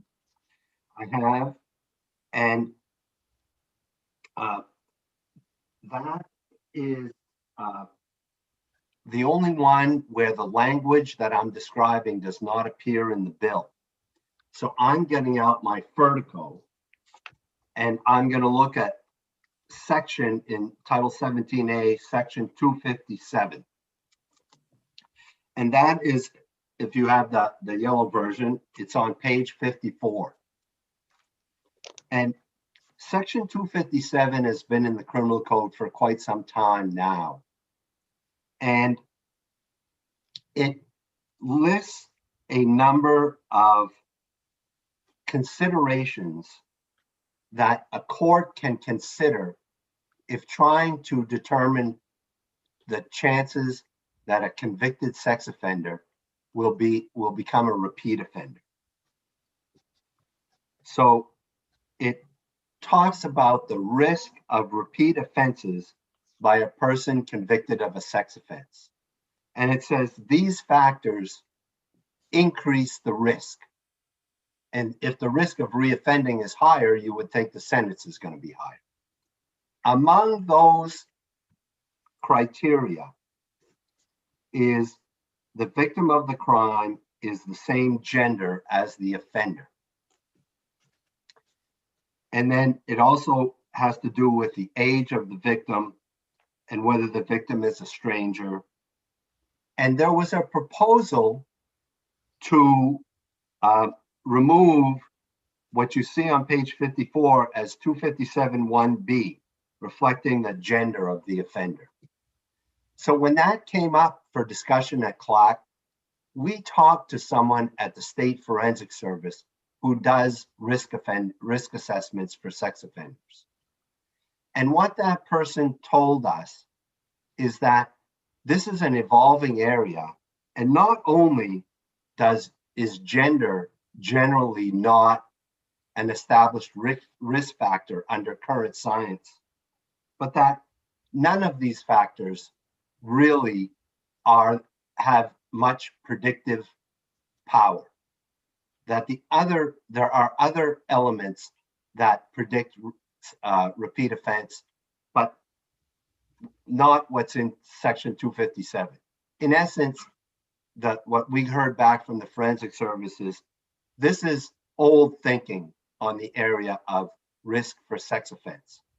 And so what CLAC did in response to a narrow request to eliminate one of these factors is we put in the CLAC bill a request to repeal the section altogether based on information that we understand these factors may or may not have been scientifically valid at the time that they were enacted by the legislature, but they no longer are. Recent learning about sex offender risk does not indicate that this is an appropriate set of factors. So we're just going to take it out, recommend taking it out of the criminal code because they're not the correct factors for a court to consider, and courts already can consider numerous factors in setting a sex offense sentence. Questions about that part for Mr. Pelletier? Yes, Senator Searway. Thank you, Madam Chair. Did CLAC look at other states, if they're what they've done and what the, rather than just Maine, because it seems like we fashion, but maybe they get some new ideas that might be the way to go. Our review of this did not involve looking at other states, but it did involve consulting with the state forensic service about what, there are studies being conducted about these sorts of things on an ongoing basis. And we talked with a forensic psychologist who works at the state forensic service about these risk factors and what the people on CLAC thought is that there are true risk factors that aren't listed in this provision. There are some things listed in this provision that are not true risk factors. And so we should let the lawyers, the state, the prosecutors and the defense lawyers and forensic psychologists, if there's an evaluation done, communicate about the correct factors to the court. But we shouldn't be commanding that the court give special attention to these factors because they aren't really they're either under-inclusive or over-inclusive. They're not the correct factors. And that's what we understand to be the case. I have Senator, did you get your all set, Senator Searway?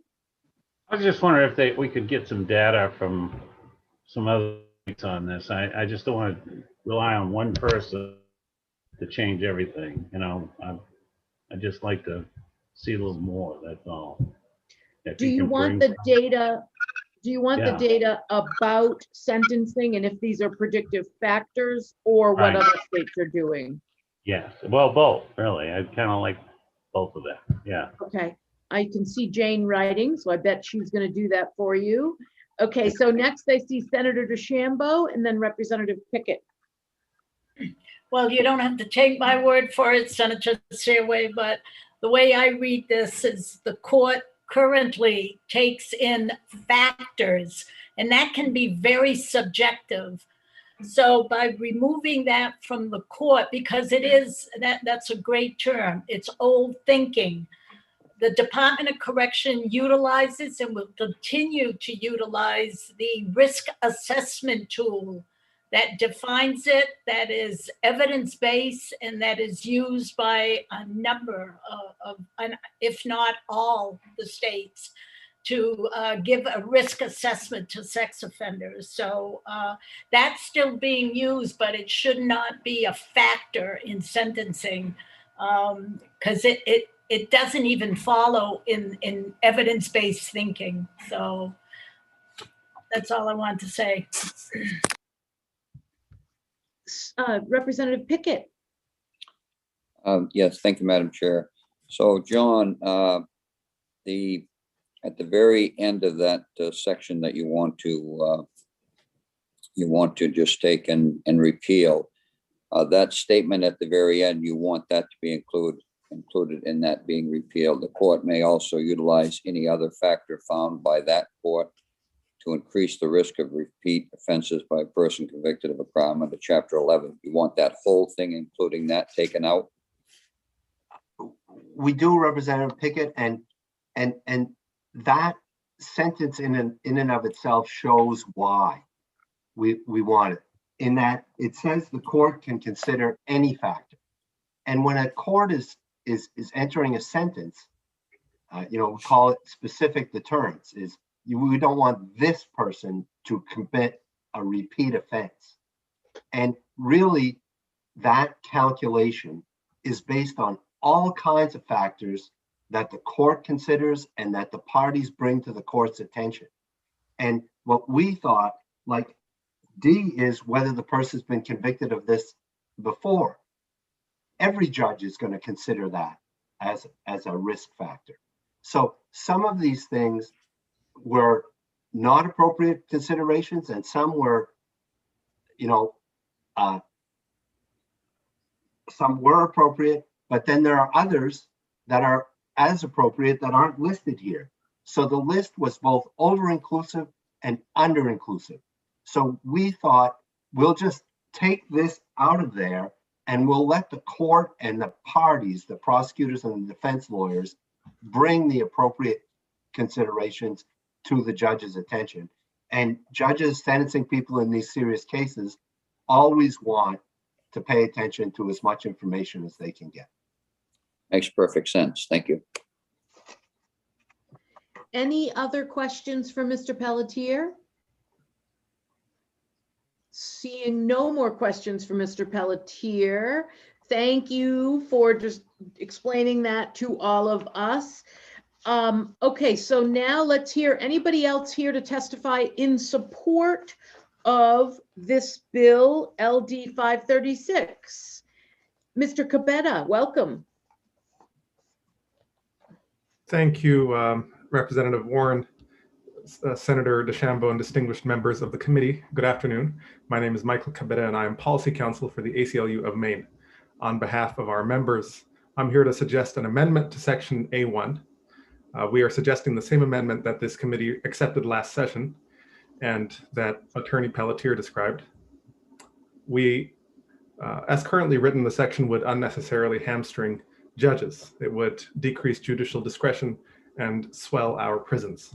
I'm also here to support Section E1 of this bill because it would remove an outdated risk assessment system from criminal statutes. So Section A1, as Attorney Pelletier explained, establishes mandatory non-concurrent sentences when a person is convicted of a crime committed while the person is in prison or jail serving a sentence on another conviction.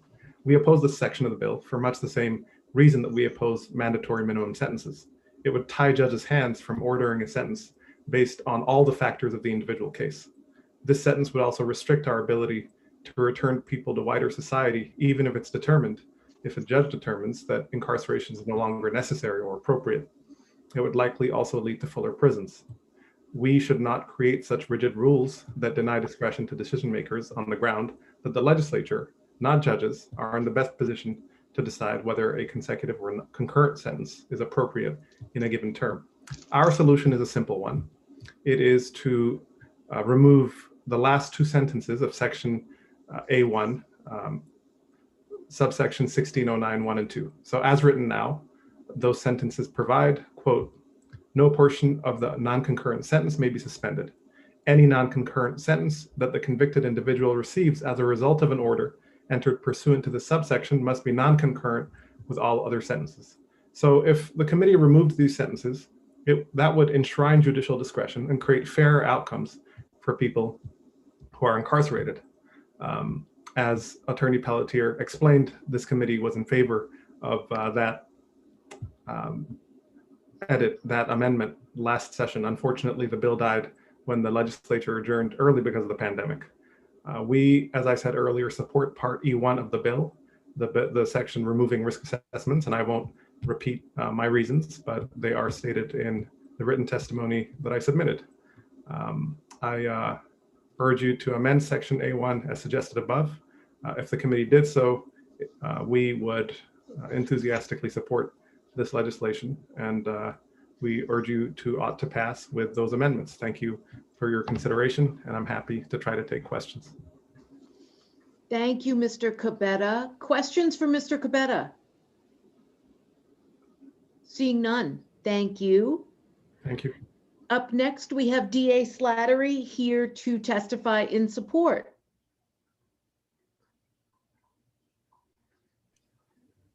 Thank you. Good afternoon, Senator DeChambeau, Representative Warren, and members of the Criminal Justice and Public Safety Committee. I'm speaking today on behalf of the MPA. I wanted to go rogue for just 1 minute, though. I sat through the hearing on the Computer Crimes Unit, and I can only speak their praises and their need for assistance. We work very closely with them, and they do some amazing work. So I am today, the association today is urging passage of LD 536. I have to apologize, though. I do not have their position on the proposed amendment, only on the bill as written, and I will get that position if the committee would like. As John stated, Section 1 of this bill is a restatement of current law. It doesn't change anything. And it adds another provision with respect to people who are out on stays of execution, but it does maintain the non-concurrent sentences for individuals who commit new crimes while they're in jail. But more importantly, this section authorizes the court to reorder sentences, which is a very important tool for them. And there's so many different permutations of how we get into this situation that to take the court's authority away from them to do that would be detrimental to the administration of justice. Subsection 2 addresses those instances when an individual is out on a stay of execution, or as John outlined, the 3 different instances, and they do commit a new crime. As it was explained to us, the Department of Corrections was flagging many illegal sentences that were imposed by the court, and we needed a mechanism for dealing with this. And this allows the court, again, to reorder the sentences, so that's an important tool for the court. And it makes discretionary whether or not it's a consecutive or concurrent sentence. Neither of the instances we're talking about are very common, but it's important that the courts have an ability to deal with this. The MPA also supports the change to the kidnapping statute and the restitution statute and the safe harbor provision. With respect to Section 257, I can tell the committee that it's rarely relied upon in sentencing analysis. There are factors that we naturally go to when we're talking to the court and that the court naturally asks about, but I can't say that that provision itself is pivotal to most of the sentencings which occur in these types of cases. Thank you. Thank you, DA Slattery. Any questions? Yes, Representative Morales. Thank you, Madam Chair. Thank you, DA Slattery. I've been wondering, and I only, I'm raising my hand about this. I probably should have raised it earlier, but it's about the restitution provision in the bill. And I'm just wondering whether we have some other options for those funds. And I'm wondering too, how much that typically is that we don't have, because restitution is really to make the victim whole, right? And so if we don't have a victim to make whole, I'm wondering, why are we putting it into the general fund? And could we be, I think about, the reporting that's come out recently about the children of incarcerated people, and thinking about, how much are those funds essentially? And you may not know the answers to these questions, DA Slattery, but I'm just putting it out there about this discussion of where could these funds go that would be really helpful to folks caught in the system. Has any discussions around that, or do you have any thoughts around that? And thank you. There were no discussions around that. I think this arose out of the fact that the restitution system has become kind of a monster for DA's offices and DOC to administer, and just needed a solution for this problem. We don't want to sit on money that we shouldn't have. The court doesn't want to. I actually, when John was talking about it, I was thinking, is there a better use of that money than to put it into unclaimed property and eventually to the state? So I think that's worth exploring, and I can try and find out how much money we're talking about. I'm assuming that every county has their audits and know exactly what they're sitting on, so I can try and find that out. Okay, great. Thank you. I appreciate it. Any other questions? Seeing none, thank you very much for being here. Thank you.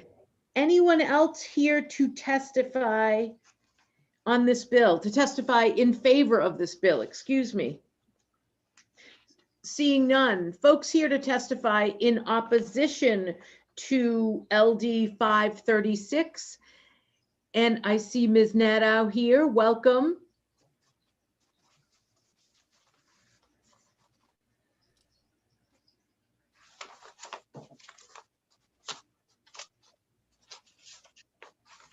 Well, I was trying to turn on my video. I don't think it's working, but good afternoon, everyone. My name is Tina Nadeau.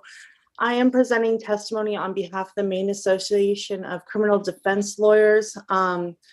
Please note that I am presenting this testimony on behalf of another member who had to leave. I did not write this testimony, and there are some things I think I would like to deviate from just a bit. So we would agree that the ACLU's proposed amendment makes a lot of sense. Anytime we're removing discretion from judges, we're getting into a host of problems, and mass incarceration is fueled by prosecutors having way more authority than judges ultimately when mandatory minimums and things like mandatory consecutive sentencing is created. So for that reason, we would oppose that part of the bill as written, but agree with Attorney Cabetta that an amendment would solve that problem. We agree with Part C regarding separating out kidnapping from sexual offense and the SORNA registration. And the Good Samaritan law is something that we strongly supported last session. So to expand it for probation violations, which I think was actually the initial intent of the bill, makes a lot of sense as well. As far as Part E, the written testimony that was submitted, I think kind of missed that, but we would agree in removing the mandatory consideration by judges of things, particularly that the victim was the same gender as the assailant. That is, I think in the best of words, a very homophobic carryover from many, many years ago. There's nothing to suggest based on science or psychoscience that people of the same gender who have been convicted of committing sexual crimes against children or people of the same gender are in fact more dangerous than anyone else. State forensics is the perfect authority to consult on that. And they have concluded what I think the rest of the world has concluded at this point, that that's not an appropriate consideration when determining risk. So with that addition, I'm happy to answer questions to the extent that I'm able. Again, I am picking this up as the other member very quickly left the meeting. So I'm happy to try to answer, and thank you for your time. Thank you, Ms. Neto. Any questions? Seeing none. Oh, excuse me, Senator Searway. Thank you, Madam Chair. Ms. Neto, I just had a question on the last one about the risk assessment part, because I couldn't hear you. It was kind of skippy because of the way the Facebook is. So I guess I just didn't know if you could explain that a little more. Explain a little more the risk assessment factors that judges are currently required to explicitly consider as someone more risk, higher risk than others? Right, I just didn't, your viewpoint. I just hadn't heard that part because I just couldn't hear you, that's all. Okay, so just to repeat myself, particularly the factor regarding if a victim is the same gender as the person who's been convicted of the crime, that in and of itself, under our current statute, is treated as classifying that offender as higher risk as a matter of law. And the science does not support that. I believe Senator DeChambeau pointed out that that's not evidence-based, and that's absolutely correct. So when State Forensics says it, that's based on their expertise as forensic examiners and people who do risk assessments for sex offenders regularly. Thank you. Thank you, Ms. Neto. Any other questions? Seeing none, let's close this public hearing, and just remember, everyone, at the end of all these public hearings, we'll have an opportunity to ask Jane if there are things that you need for the work session. Please keep track of those so we can do that. If you have something right now, we can also do that. It looks like everyone's all set. Okay, we'll close this public hearing. And next up, we have LD 439, and I know that we have Senator Maxman with us to present the bill. And Senator DeChambeau, do you want to take over?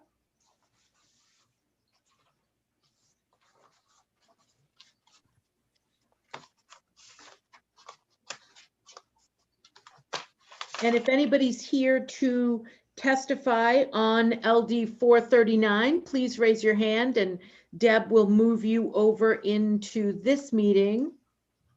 I'm not allowed to come on screen for some reason. My internet won't let me. Oh, that's weird. Yeah.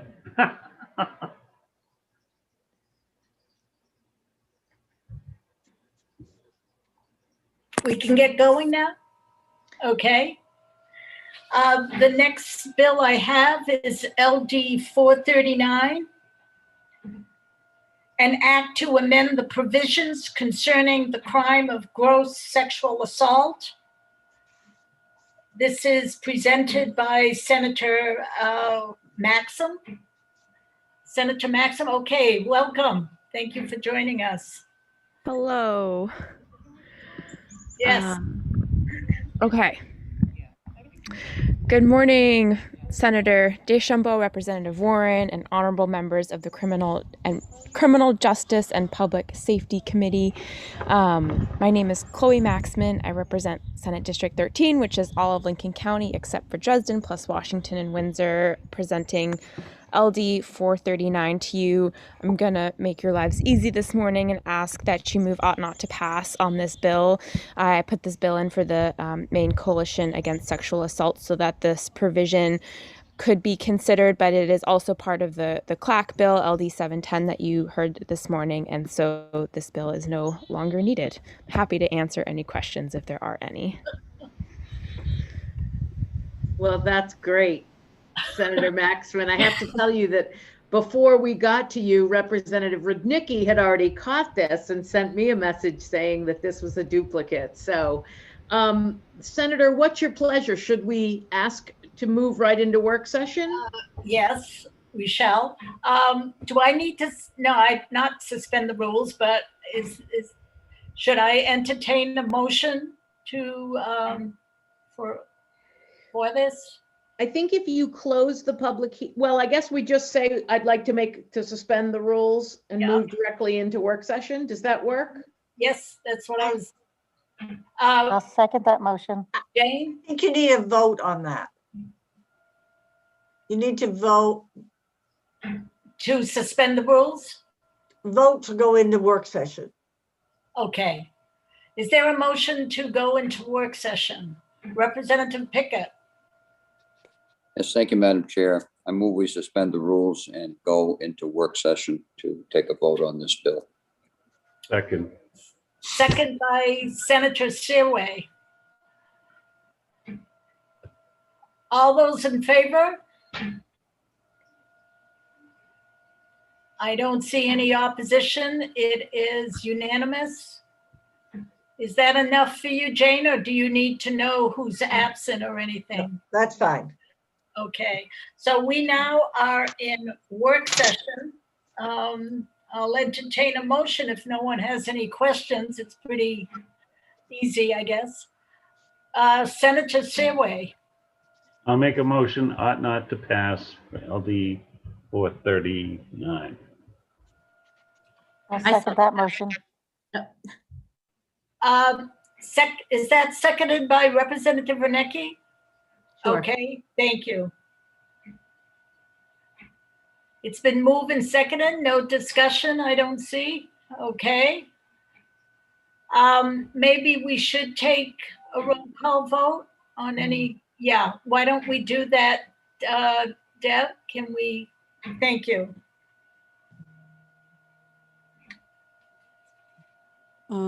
Representative Warren, Yes. Representative Morales, Yes. Representative Reckitt,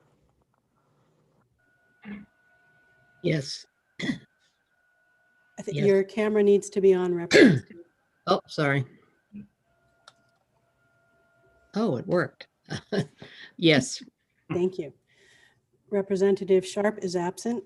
Representative Lookner, Yes. Representative Pickett, Yes. Representative Costain, Yes. Representative Rudnicki, Yes. Representative Newman, Yes. Representative Pluker, Yes. Senator Lawrence is absent. Senator Searway, Yes.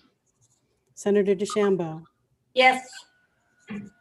and the motion passes. It's unanimous with 2 absent and 11 present.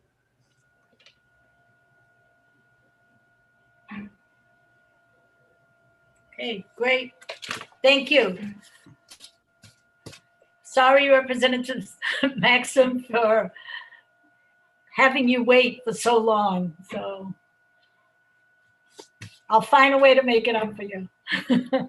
Thank Good you. to see you, Senator. Thank you. So the last one we have for this morning, afternoon, whatever, is okay, is LD 710.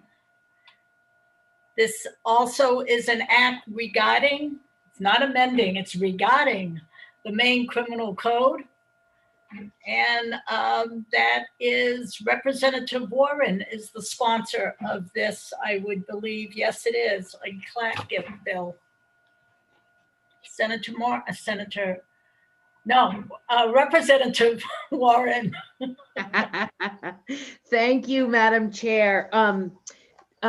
Senator DeChambeau and distinguished members of the Criminal Justice and Public Safety Committee, I am pleased to present to you another CLAC bill this morning, LD number 710, and I will hand it over immediately to Mr. Pelletier to tell us what this bill does.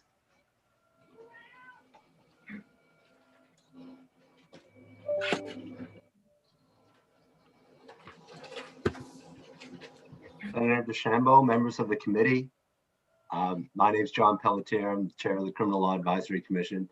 Thank you very much, Representative Warren, for introducing the bill.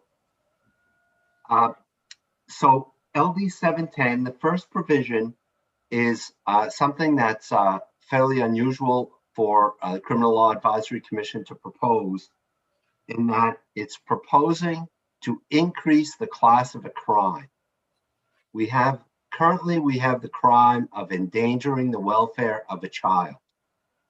And there are a number of variants of that crime, but principally it's somebody who has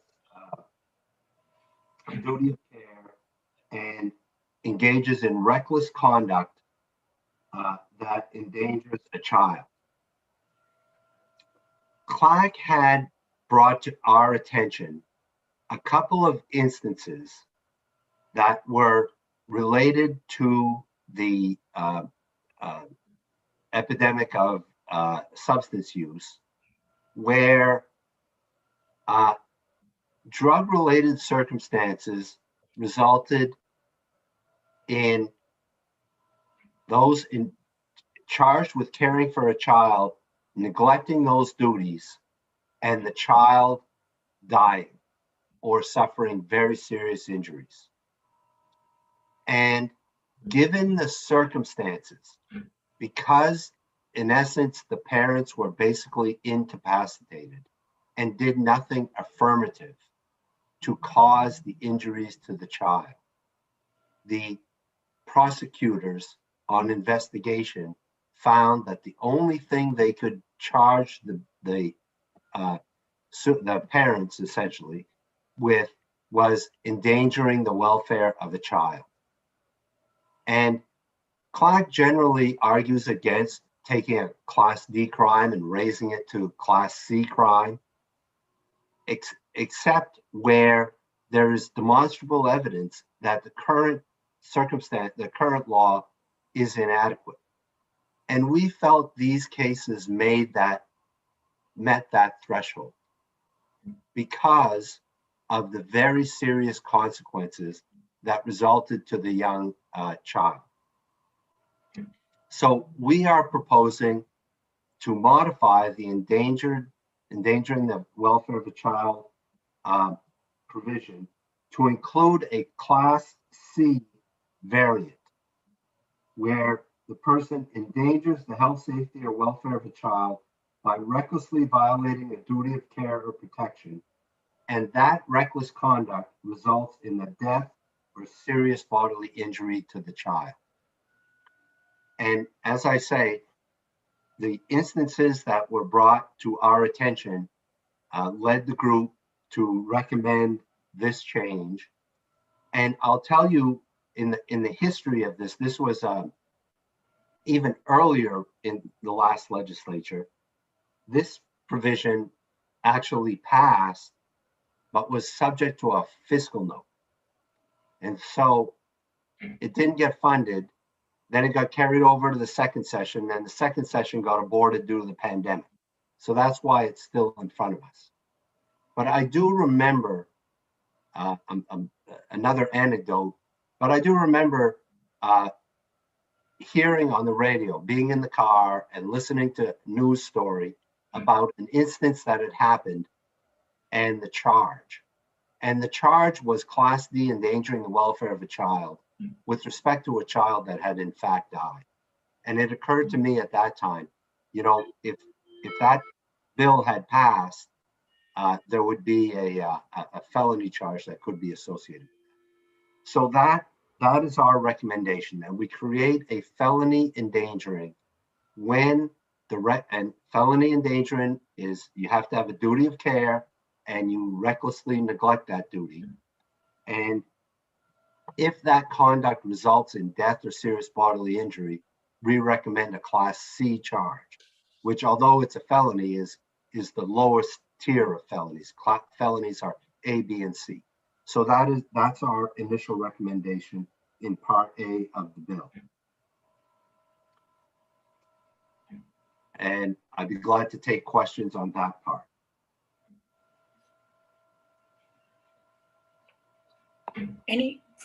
I don't see any hands up. You have three. You have Representative. Oh, wait a minute. There was. Or at least I saw three. I have Representative Pluka, followed by Representative Reckitt. I Thank can't you, Madam. raise my hand. Sorry, this is Representative Morales, and I can't seem to get my video started again. Sorry about that, but I do have my hand raised. Okay. I don't see you on the list, that's why, so I'm sorry. No problem. Okay. Representative Pluka, followed by Representative Reckitt. Thank you, Madam Chair. I'm just thinking about the idea of raising this to a felony crime. Is the idea that the parents would take better care of the children if they potentially faced a felony crime for not caring for them appropriately? Well, what you describe is sort of the theory of general deterrence, that if you raise the level of crime, people will be less likely to commit it. I think there's a lot of skepticism about that on our panel, that people out functioning in the real world are aware or pay attention to whether something is a felony or a misdemeanor. Our thought was looking at an appropriate criminal justice response where someone has, in the general law, if you have reckless conduct, well, maybe I won't, but in any event, what really struck us was the appropriate criminal justice response to an instance where people were neglectful of their duty of care, and it resulted in the death of the child. And obviously, in that case, prosecutors are looking at murder or manslaughter or other very serious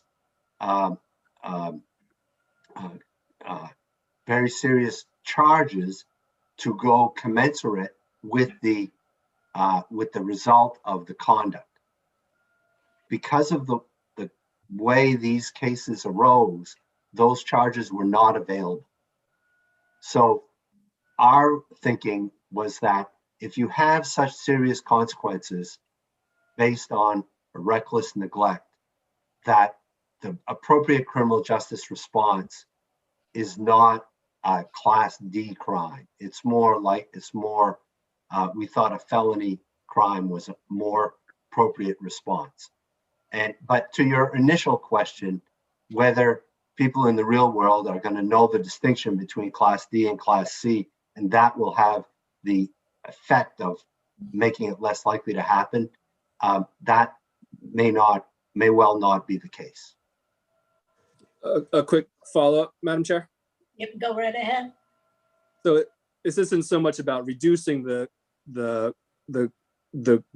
frequency of the crime, is more of just feeling that it should be more punitive, and I guess that kind of is more of a moral or ethical argument from that point of view.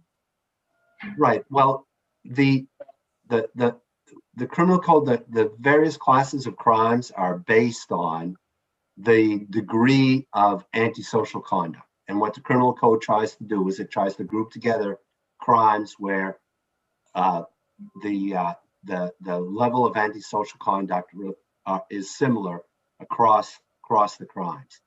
And I think it's not simply punitive, but I think it goes in the direction of an appropriate assessment of the antisocial conduct that led to this very serious result.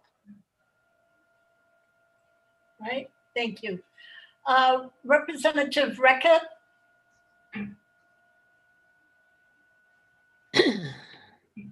Well, this will be no surprise to anybody. When I read a bill like this and most any others, my mind goes to domestic violence victims.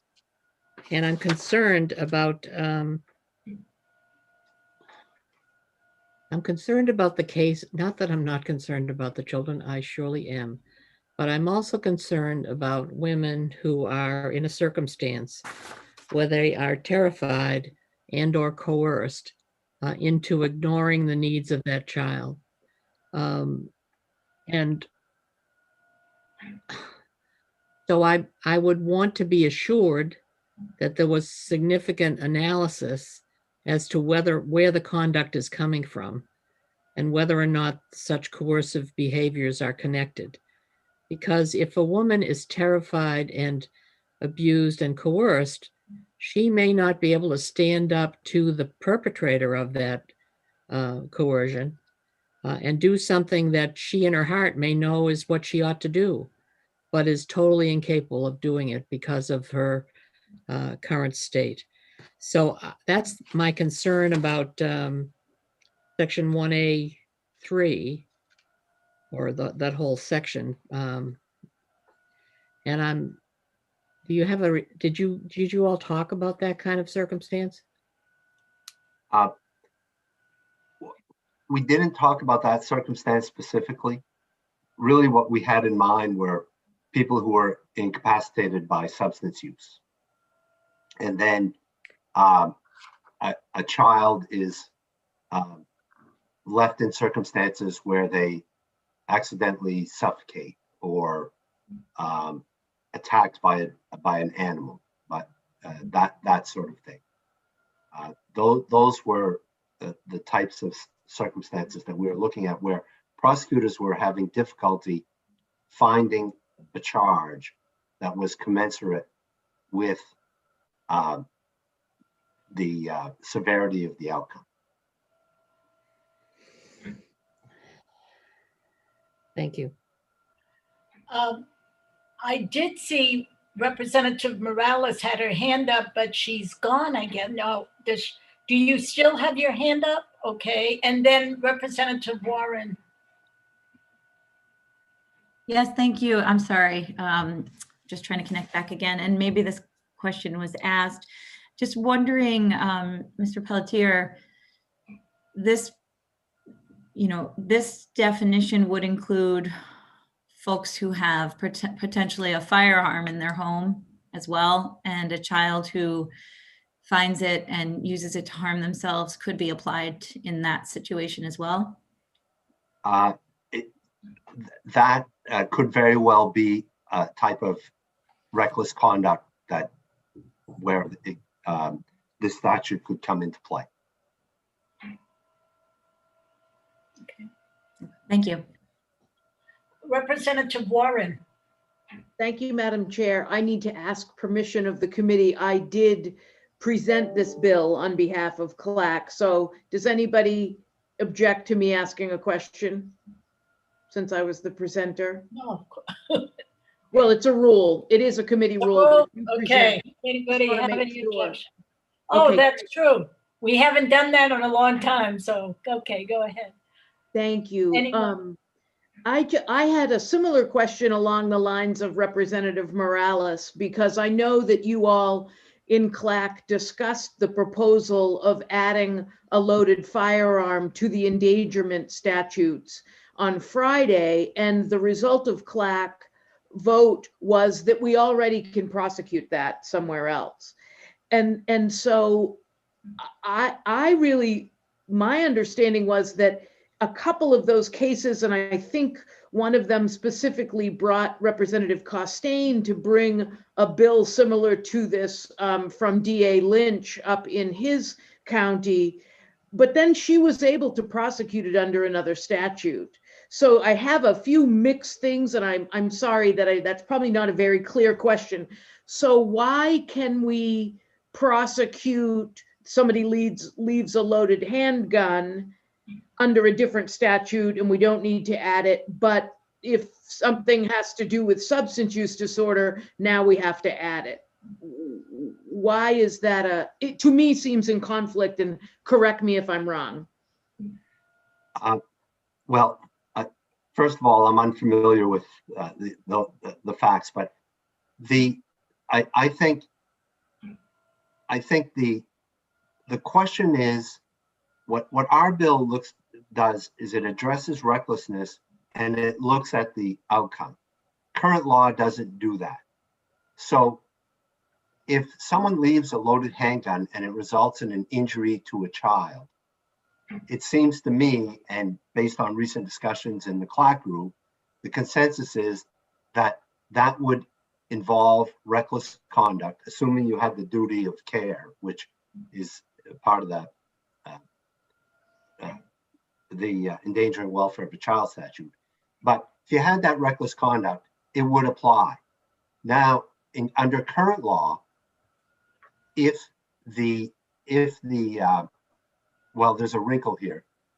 My first response was, under current law, if the child were to gain access to the handgun and as a result either died or was very seriously injured, the charge would be a Class D charge. Representative Morales asked if this amendment would cover that situation, and if the consequences were dire, it could be raised to a Class C charge.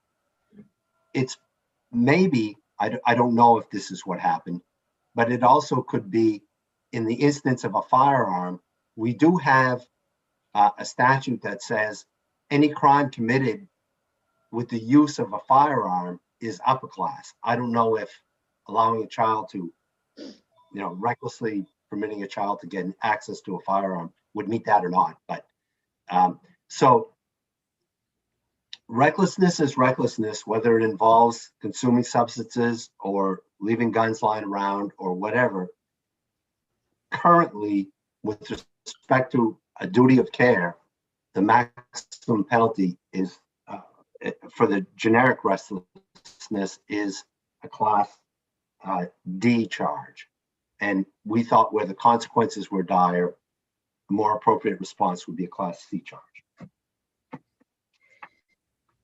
So am I hearing you right by saying you think if somebody leaves a loaded handgun around for a child to get a hold of, that should be a misdemeanor, but if they use drugs and a child is endangered, that should be a felony?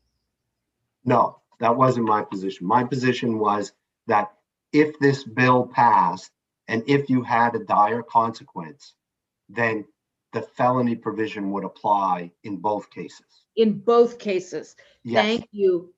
Thank you.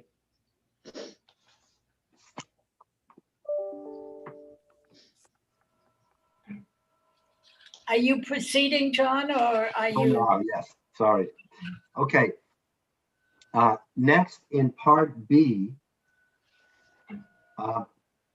there are several items in this bill that are proposed in response to opinions from the mainstream judicial court, what we call the law court, in response to law court opinions.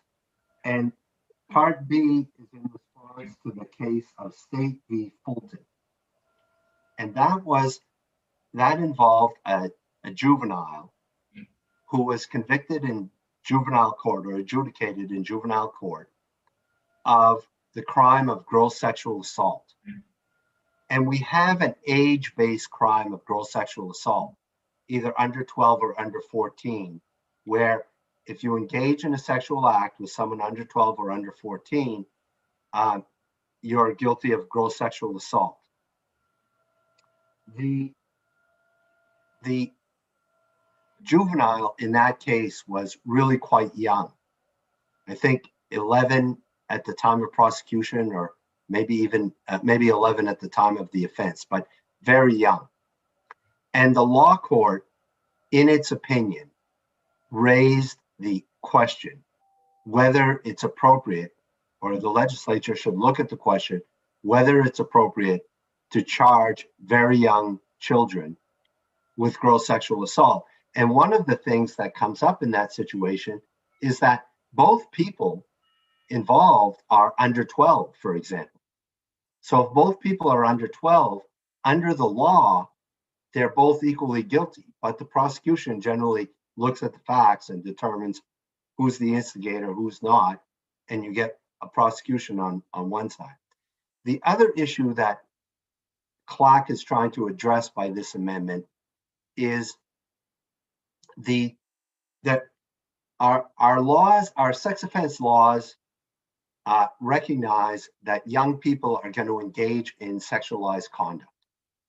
And for example, in the law of sexual abuse of a minor, the age of consent, quote unquote, is modified if the actor, the other person, is less than 5 years older. So people close in age. That's a concept that's also already expressed in the criminal code. And so what we thought was it would be important to distinguish between people who are very, very close in age and experimenting. So we have proposed that for in essence, the statutory rape crimes, the gross sexual assault, person under 14, person under 12, that the actor, the person who's charged, has to be at least 3 years older. So that addresses this concept of normal experimentation between people who are very similar in age. And to some extent, it addresses the issue of the age in which a person is charged, because the person charged has to be at least 3 years older than the other person. Of course, if the other person was 4 years old, then the 3-year difference doesn't totally solve that problem. But the CLAC recommendation is that is to get away from prosecutions when the age is too close. Remember, even if the person is less than 3 years older, if there is coercion used, the other sex offense statutes come into play. But when it's just the age-based statute, we're recommending that the person charged be at least 3 years older than the other person. So that's our recommendation on that proposal.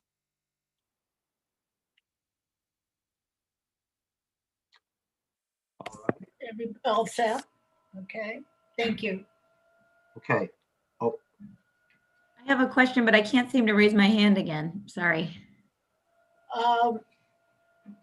One moment. Okay, when you can't raise, I don't know if you were before or after, but I'll go with you, Victoria, then Lois Record. Okay, thank you. Mr. Pelletier, was there any discussion around for young children, you know, you think about an 11-year-old, you know, the fact that they're typically not competent to stand trial anyways, the fact that they're likely not going through, they haven't gone through puberty themselves, and the fact that young people, if they're exhibiting these kinds of behaviors at that very young age, that there's likely something very wrong or something happening to them in their home, that they may be a victim as well. Was that a part of your discussion at CLAC? It was not the main focus, but it was to some extent, because what this recommendation does is it limits the number of people who are going to be charged in these circumstances. That if the two people are very close in age, nobody's going to be charged. It did not address what obviously is currently under discussion at the legislature about whether kids under 12 should be charged in the juvenile court at all, or there's always the issue of competence. But the goal was to look at what the law court wrote and try and find a reasonable way to limit the number of folks that are going to be charged. And what our primary focus was excluding the case of people who are close in age engaging in conduct, so that you have more of a power dynamic with one person being significantly older than the other person. Thank you. Can you give me the court citation, the case citation for State v. Fulton? It's State v. Fulton, and it's 2018 NE 3. Thank you. I have Representative Record followed by Senator Seaway.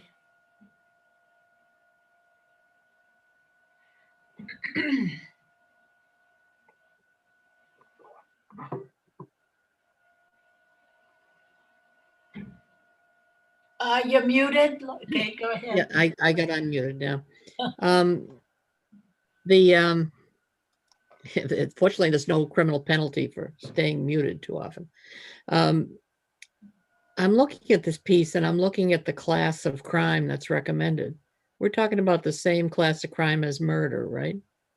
Am I accurate in that? No, we're talking about a class A crime. Murder doesn't have a class. But class A of crimes that have a class, like attempted murder or manslaughter, class A crime is the most serious crime, level of crime other than murder. And that is the current law. If a person, if an adult, for example, or even a teenager under current law engages in a sexual act with a child under 12 or under 14, that's a class A crime. That's current law. And that applies to family members as well as strangers? It does. Boy, we don't catch enough people then, I'm telling you. It's just hard to struggle with that. It's just hard to struggle with that picture. And so what is the range of of Class A penalties? Up to 30 years. Thank you. Senator Seaway? Madam Chair. Now, on a juvenile case, they wouldn't get 30 years. They'd be 21, right? Age 21. And that's right. The most serious consequence in a juvenile case is commitment to secure detention up to age 21. Right. And on this, and we'll just say it's a 14-year-old and they get focused on a 12-year-old and they get and they do sexual harm. I'm kind of concerned about that well-being of the individual that they don't get charged. That person could be right out and about and still be right near that person that got harmed. How would that happen if you don't have a charge? Well, so let's take the 12-year-old and the 14-year-old. First of all, if it's consensual, then they're two people who are close in age, who are, as everyone knows kids do, engaging in sexual conduct, consensual sexual conduct. If the 14-year-old, if the evidence demonstrates that the 14-year-old used compulsion, which is what we think of as the definition of what we would think of as forcible rape. If the 14-year-old used compulsion, that person could still be charged because this doesn't affect compulsion. This affects a statute that assumes no coercion, okay? And our feeling is that if people are close in age and engaging in consensual conduct or threats and compulsion is absent, that should not be subject to an age-based prosecution. And you got to draw a line somewhere, and the line we came up with was 3 years. Yeah. Thank you. Anyone else have any questions? You still are proceeding? All right. Yeah. Part C, if you're looking at the bill, starts at the bottom of page 1 and goes to 2/3 of the way through page 3. This, as a matter of substance, all of these various provisions accomplish one thing, and that is these provisions address the portion of Maine statute, Title 15, Section 393, that bars a person, for example, from possessing a firearm if they're a felon, okay? So this is the main state law that bars possession of a firearm in certain circumstances. There is a gap in that law. For Maine convictions, for a Maine state court conviction for domestic violence, the person is prohibited by Maine law from possessing a firearm. If they are convicted of a crime of domestic violence in the Passamaquoddy or Penobscot court systems, which some people can be a domestic charge, a misdemeanor charge of domestic violence, those are not covered now. Okay, so that's what this bill changes substantively. So in the possession of a firearm statute, it covers those convictions will make you unable to possess a firearm. The reason we've amended more than half a dozen provisions is because in each of those provisions, there's something that says you can't possess a firearm if you're convicted of this or if you're convicted of a crime from another state or the federal government or federally recognized tribe. There's a list of other jurisdictions where we honor their convictions for this purpose. In the criminal code, there's a summary of all of those. And within section 393, they can be somewhat inconsistent. In the criminal code, there's a summary of all those. It's a defined term called another jurisdiction. And so when it says this applies to a main conviction and a conviction from these other jurisdictions, in the criminal code, they use shorthand. And they say this rule applies to the main conviction and a similar conviction in another jurisdiction. And then you go to the definition of another jurisdiction and it lists 5 or 6 jurisdictions that count.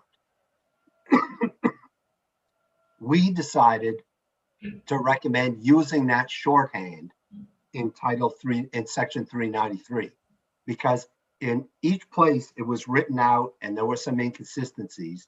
So we have a technical change that uses this shorthand definition for reference to other jurisdictions, and a substantive change that for the purposes of domestic violence adds Passamaquoddy and Penobscot convictions to the rule embodied, the rule for domestic violence in Section 393. So I'm sure that was clear, but I'm glad to answer any questions. I see a question from Representative Pickett. Yes, thank you, Madam Chair. Yeah, John, I noticed, I couldn't help but notice in all of these, it wipes out the part that says under the laws of the United States or any other state, and it puts in another jurisdiction. I kind of would rather see it say the laws of the United States or any other jurisdiction. I like having the United States in there. I don't really like seeing that get removed.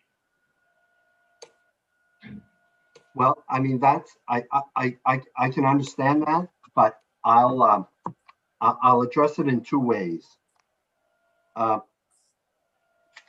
First of all,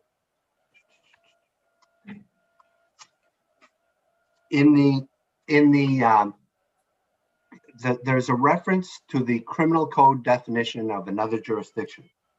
And on page 3 of the yellow book, that definition is another jurisdiction means the federal government, the United States military, the District of Columbia, Commonwealth of Puerto Rico, Commonwealth of Northern Mariana Islands, the United States Virgin Islands, Guam, American Samoa, federally recognized Indian tribes, and each of the several states except Maine.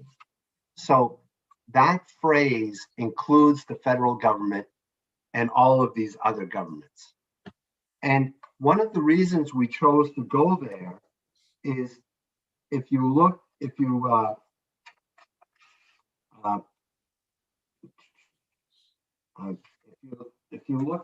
page,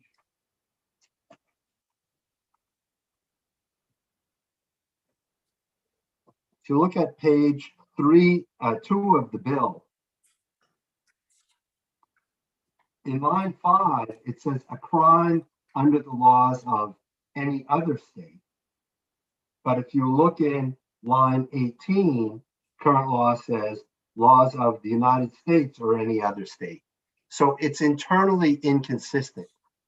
So what we did is we took all of those references and referred it to this comprehensive definition. And so now they have the same different definition and it's comprehensive.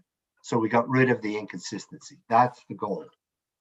I can see following that through and see why you did that. Thank you.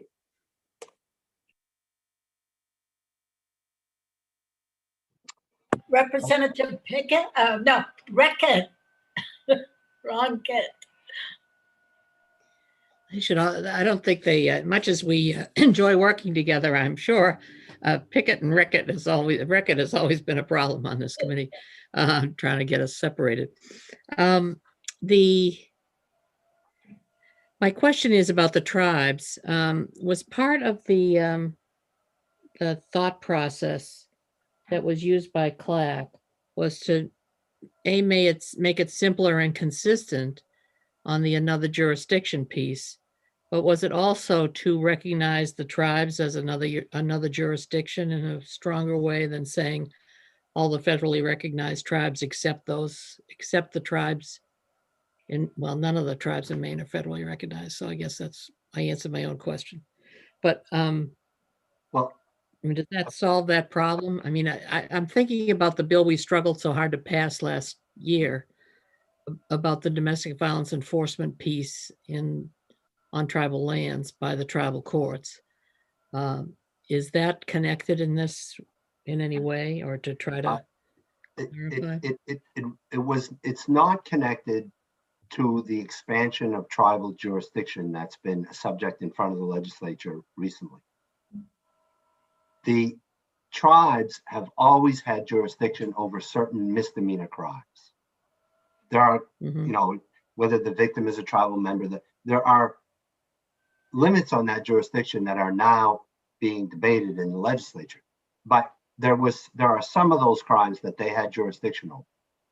And some of those crimes were domestic violence misdemeanors. And the statute did not cause a person to lose their right to possess a firearm if they had a domestic violence misdemeanor conviction in one of the main tribal courts. And if you had one of those convictions in regular court, you would lose your right to possess a firearm. So we were trying to make the treatment of the tribal court conviction consistent with a conviction of the same charge in state court. Thank you.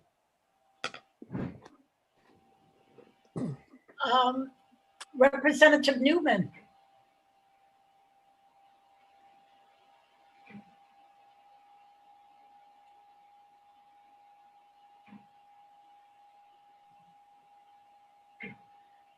Representative speaking, we don't hear you. Okay. Sorry about that. Line 10, eliminating Passamaquoddy and Penobscot Nation. But if you go down to line 28, they still include the word tribe. I'm just wondering why that's maintained. On which page, Rep. Newman? Page 2. Line 28, right, you said? Yeah, 10 and 28.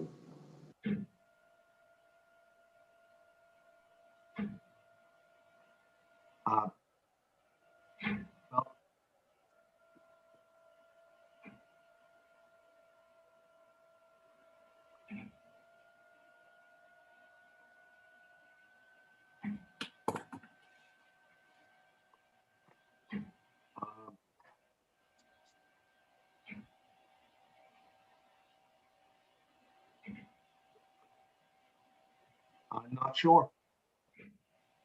I'll work with the analyst prior to the work session to look at that. Good catch, Representative Newman. Okay.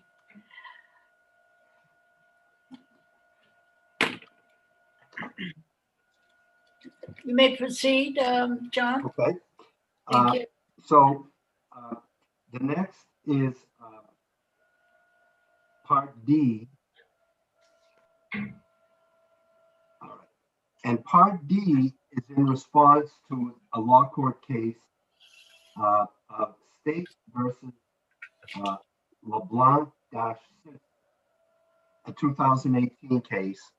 And what that case was about was whether someone could be prosecuted for violating their bail. And what the court did is it analyzed the type of notice that a person must be given before you can prosecute them for violating their bail. And it pointed out some deficiencies in current law. So section D1, D2, and D3 are proposed to amend the current statutes that talk about giving a person notice that they're on bail and that if they violate these conditions, they could be prosecuted, inconsistent with that case. So, for example, at the top of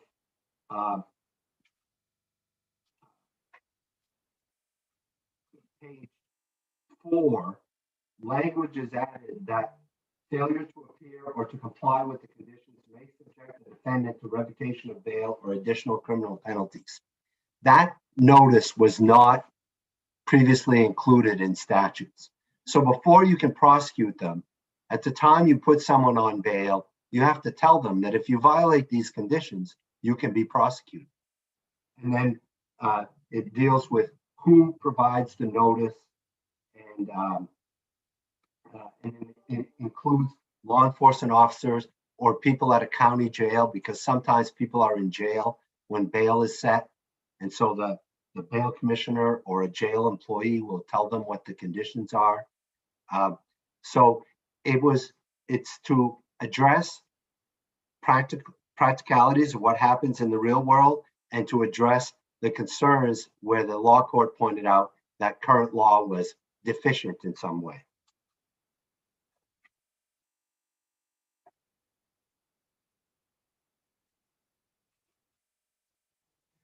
Okay, I'll go on to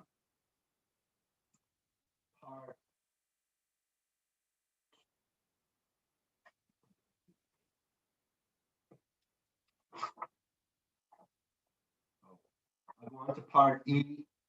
Part E has a number of provisions, and these were added at the request of the Department of Corrections because of ambiguity of the calculation of a period of probation. When does probation start? When does probation end? Those details of calculating the sentence. And these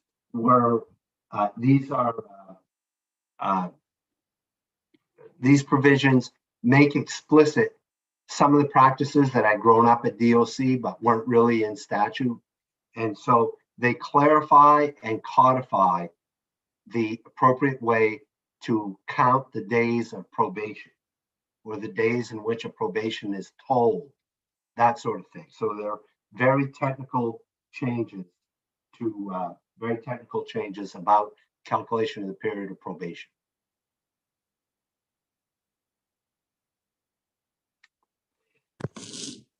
Part F. Part F. Yeah. Oh, I'm sorry. Yep. I see a question. Representative Pluker. Thank you. Could you just give us some of how would this practically change the application of probation and the calculation of probation? You kind of explained that it's a technical fix, but what does this mean in the real world? Okay, so there's a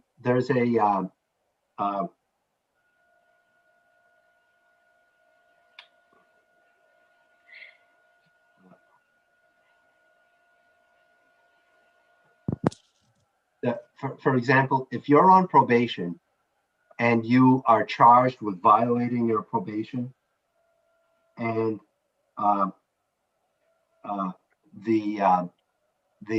so halfway through a day, you are charged with violating probation, and you're on probation for 1 year.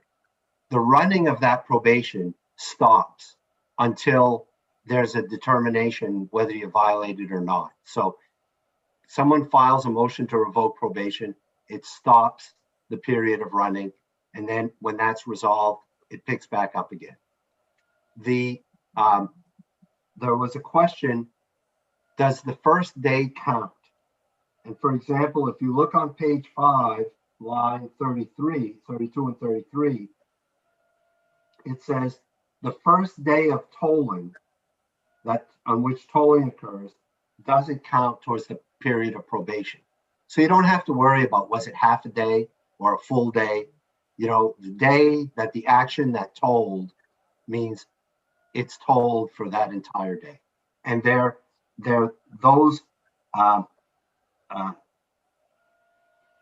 And again, person goes into execution of a sentence in line 26. That day is counted as the first full day of probation, even if they got done at court and they didn't enter their sentence until 3:30 in the afternoon. They get credit for the first full day. It's those kinds of technical changes. Thank you. Long overdue. Part F deals with a recent Maine Supreme Court case, the Assad.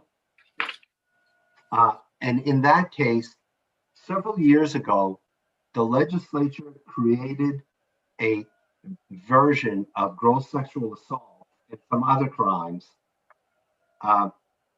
where a person is guilty if they engage in a sexual act or sexual contact, and the other person has not expressly or impliedly acquiesced to the sexual act, for example. One of these convictions got appealed to the law court, and the person said to the law court, there's no culpable state of mind, meaning, do we know the person who got convicted, did they know that the other person has not acquiesced impliedly or expressly acquiesced? And right now, in the law, there's no culpable state of mind. The law court imposed in that case, they said it meets the knowing standard. They said, it doesn't have to be the knowing standard, could be a lesser standard, but there needs to be a culpable state of mind. And what Clack is recommending is that we go with a high state of mind, which is knowing. And so we're adding the language that not only has the other person not acquiesced, but that the actor, the person being charged, knows that the other person has not acquiesced. And the law court said it could be intentionally or knowing or recklessly. We think knowing is the appropriate state of mind, and hence our proposal to make that a part of the statute.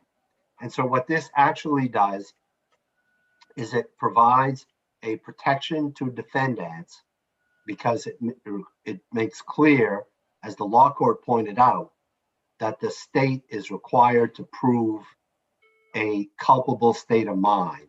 And in this case, the culpable state of mind is knowing conduct. And this amends gross sexual assault, unlawful sexual contact in 2 places, and unlawful sexual touching.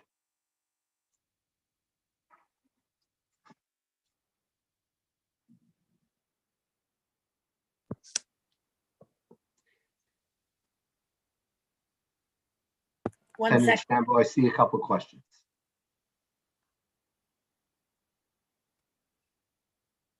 Just stay away. Thank you. Yeah, my screen won't the hand for some reason, and I'm the only one. I don't know what's going on today, but they've had some problems, I think. So, thank you, Madam Chair. I just wanted to ask on the culpable state of mind, what happens if the person that got grossly sexually assaulted and they were unconscious or drugged up, something like that? How's that work? People who are unconscious or incapable of resisting as a result of drugs are covered by a different section. They're not covered by this section. Okay. All right. That's unaffected. Okay. Representative Pluker? Thank you, Madam Chair. Could you explain what you said you were choosing knowing as the culpable state, as the state of mind? What are the other states of mind, like above and below that? In the criminal code, there are 4 culpable states of mind: intentional conduct, knowing conduct, and those 2 are often go together. A number of crimes will say intentionally or knowingly, and that is you intend the conduct, or you know that this result is going to happen, or that So those are high states of mind, and they actually deal with the state of mind of the perpetrator, knowing or intentional conduct. Lesser than that is reckless conduct. And reckless conduct is disregarding a known risk. So it's not the same as knowing conduct, it's not as high. Reckless conduct is disregarding a known risk. And criminal negligence is failure to be aware of a known risk that you should be aware of. And with respect to recklessness and criminal negligence, it has to be gross deviation from reasonable conduct. So it's sort of a higher level of negligence. It's not civil law negligence, it's a higher level for criminal cases. So within that lineup, criminal negligence is the least burden on the state. Recklessness is a higher burden on the state. Knowing is an even higher burden on the state. Intentional is the highest, but really there's very little daylight between intentional and knowing. So knowing is higher up in the hierarchy of culpable states of mind. Could you give some thought as that Clack put into why they would choose knowing over reckless conduct? Well, it was partially what the way the law court described the new statute. This was the first time they had seen a conviction under this statute. And what they said was that the phrase expressly or impliedly acquiesced conveyed the idea of a communication of information. That's why they said there has to be a culpable state of mind, that that the words impliedly or expressly acquiesced connote one person communicating to another person, that they're either by implication or expressly, they're agreeing to the conduct. And you could apply a reckless analysis to that, but in the facts of the case, which were the kind of facts that the statute in our view should apply to, the law court said it meets the knowing standard. And we felt that from the, in fairness, if the charge is that the conduct took place when the other person didn't give permission or didn't consent, the person who's charged needs to know that that's going on. So we felt knowing was a better standard than recklessness, because recklessness involves risk analysis. It doesn't really involve direct analysis. What did the person know and when did they know it? Thank you. No other question. Senator Sherway? Thank you, Madam Chair. It's just a little clarification. So in domestic violence situation where it was gross sexual assault, and they were kind of like, and as well as I do, lots of them get convinced that they get forgiven and they change their mind in court. Is that at all as far as the knowing part? Well, there are cases where you need to prove cases, and there are instances where people who are victims of crime cooperate to a greater or lesser degree. But this change doesn't relate to that specifically. What this change does is you assume you have the evidence, and so you assume the witness is going to cooperate and testify. And then it's how do you analyze what the evidence is and what was communicated by one person to another. Thank you.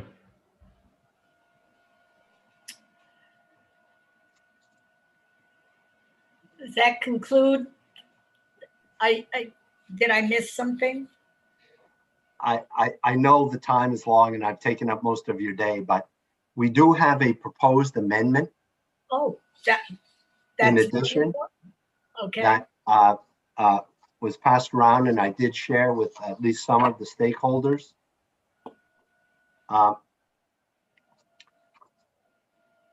Maine has a statute, section 29A 2522, that says if you have an accident in which someone died or you think someone's going to die, you can require all the drivers to take a chemical test.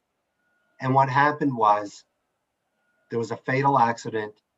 There was a driver of one vehicle, had his blood drawn, and there was no evidence prior to drawing the blood that the person was impaired. And the question before the law court was, do we use this, the results of this blood test?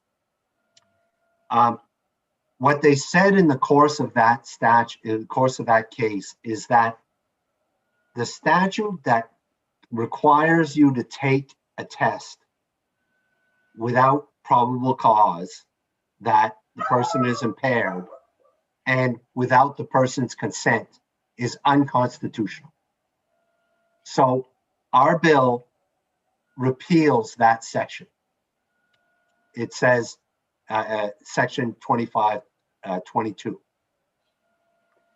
In section 2522, now there's a separate part of the law that says you have, it's called the implied consent law, and it says if I'm a police officer and I have probable cause to believe that you're driving drunk, you have to take a test. And if you don't take a test, we're going to suspend your license for 275 days. Well, in section 2522, there's the same provision. It says you have to take a test. If the but the suspension is 1 year. So the bill preserves the 1 year suspension. It says it amends the regular implied consent statute to say, if there's probable cause you're driving drunk or under the impaired, and if there's probable cause that someone died in this accident that you were involved in, then you have a duty to take a test. You can refuse the test, but if you refuse it, the penalty is a suspension for 1 year instead of the regular suspension, which would be 275 days. So we repeal an unconstitutional statute, but we preserve the implied consent penalty that is enhanced if you have an accident that caused death. I have Representative Warren. Thank you, Mr. Pelletier. So you're saying it's unconstitutional, so we're not going to make you take the test anymore. But if you refuse to take a test that we're saying is unconstitutional, you're going to lose your license for a year. Well, I'll address that. It's unconstitutional to make someone take a test if there's no probable cause. To force them to take a test against their will if there's no probable cause. The U.S. Supreme Court has ruled that you can't enhance, if there's no probable cause, you can't enhance a penalty for refusing to take a test. But they have not said that the regular implied consent laws are unconstitutional. They said in some states you can be convicted of a crime for refusing to take a test. They've said that's unconstitutional, but they haven't said that suspending the license is constitutional, and they suggested that it is constitutional. So in Maine, under current law, if there's probable cause to believe you drove under the influence and you refuse a test, you can't be convicted of a crime, but you can have your license suspended for 275 days. And what our suggestion would be that if in the same circumstances, exactly the same circumstances, plus there's probable cause to believe that someone died in an accident, then if you can cooperate and take the test. If you refuse the test, then instead of 275 days, the suspension is 365 days. So it's a suspension, but it's the exact same circumstances that exist now, except you add the probable cause of a death.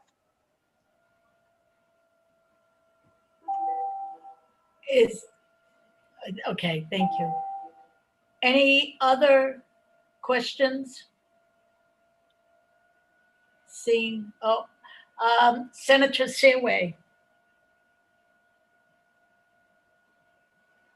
Madam Chair. So if the person was drunk driving and we'll just say did cause the accident and killed someone, so just refuse the test and get 365 days. They'd be liable to a suspension of their license for 365 days for the refusal, for the first refusal. That's correct.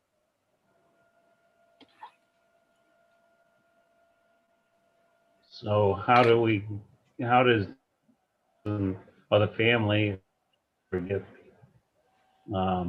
any other recourse at that point? I mean, if there's evidence that the person was driving drunk, there could be evidence other than a test. The person could be charged with manslaughter and prosecuted for manslaughter. Yeah. But what the U.S. Supreme Court and now our Supreme Court have said is that you cannot force someone to take a test if you don't have probable cause. Okay, thank you.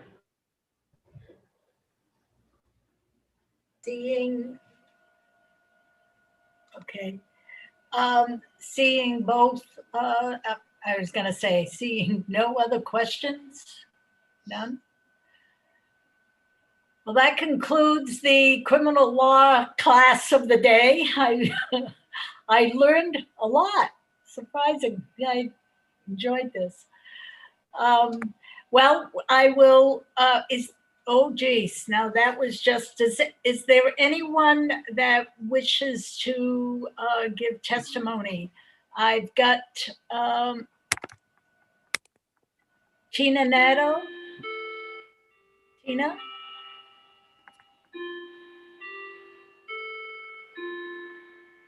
Hi again. I'm actually testifying in opposition to this bill. So if there's someone who's testifying in support, they should probably go first. Yeah, I didn't see anybody. That's why I should have asked. Does anyone wish to speak in favor of this bill? I am speaking in partial favor. We're proposing an amendment, but we're in favor of most of the bill. I will turn to Ms. Nato.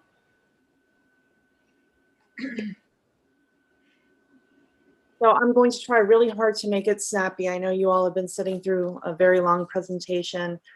The most significant part of the bill that we take issue with is something that was brought up almost 2.5 years ago now. Mr. Pelletier referred to State v. Fulton. It was a juvenile case. I was actually the attorney of record on the appeal. So that's where this comes from. In the testimony that I provided to the committee, I've also provided my proposed amendment that would expand not just the 3-year age difference, but that anyone under the age of 14 would no longer be prosecuted for essentially statutory rape. If there was compulsion, they could still be prosecuted for that, or unlawful sexual contact, etc. And I think Mr. Pelletier touched on that. But we just don't feel that the 3-year age difference makes any difference. It wouldn't have mattered to my client whatsoever, who was actually about 19 when the case was actually brought. To clarify as well, if a juvenile is bound over, they don't just get to year 21 and then they're released. If they're bound over for a Class A crime, they could be prosecuted and sentenced to 30 years. So I wanted to make that explicitly clear.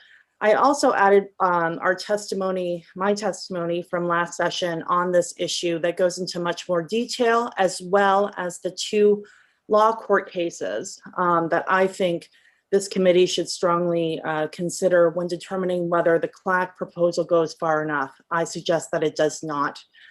As far as the final proposal on Weddle, the Weddle fix, we're calling it because it's based on a law court case. Obviously, we support repealing unconstitutional laws.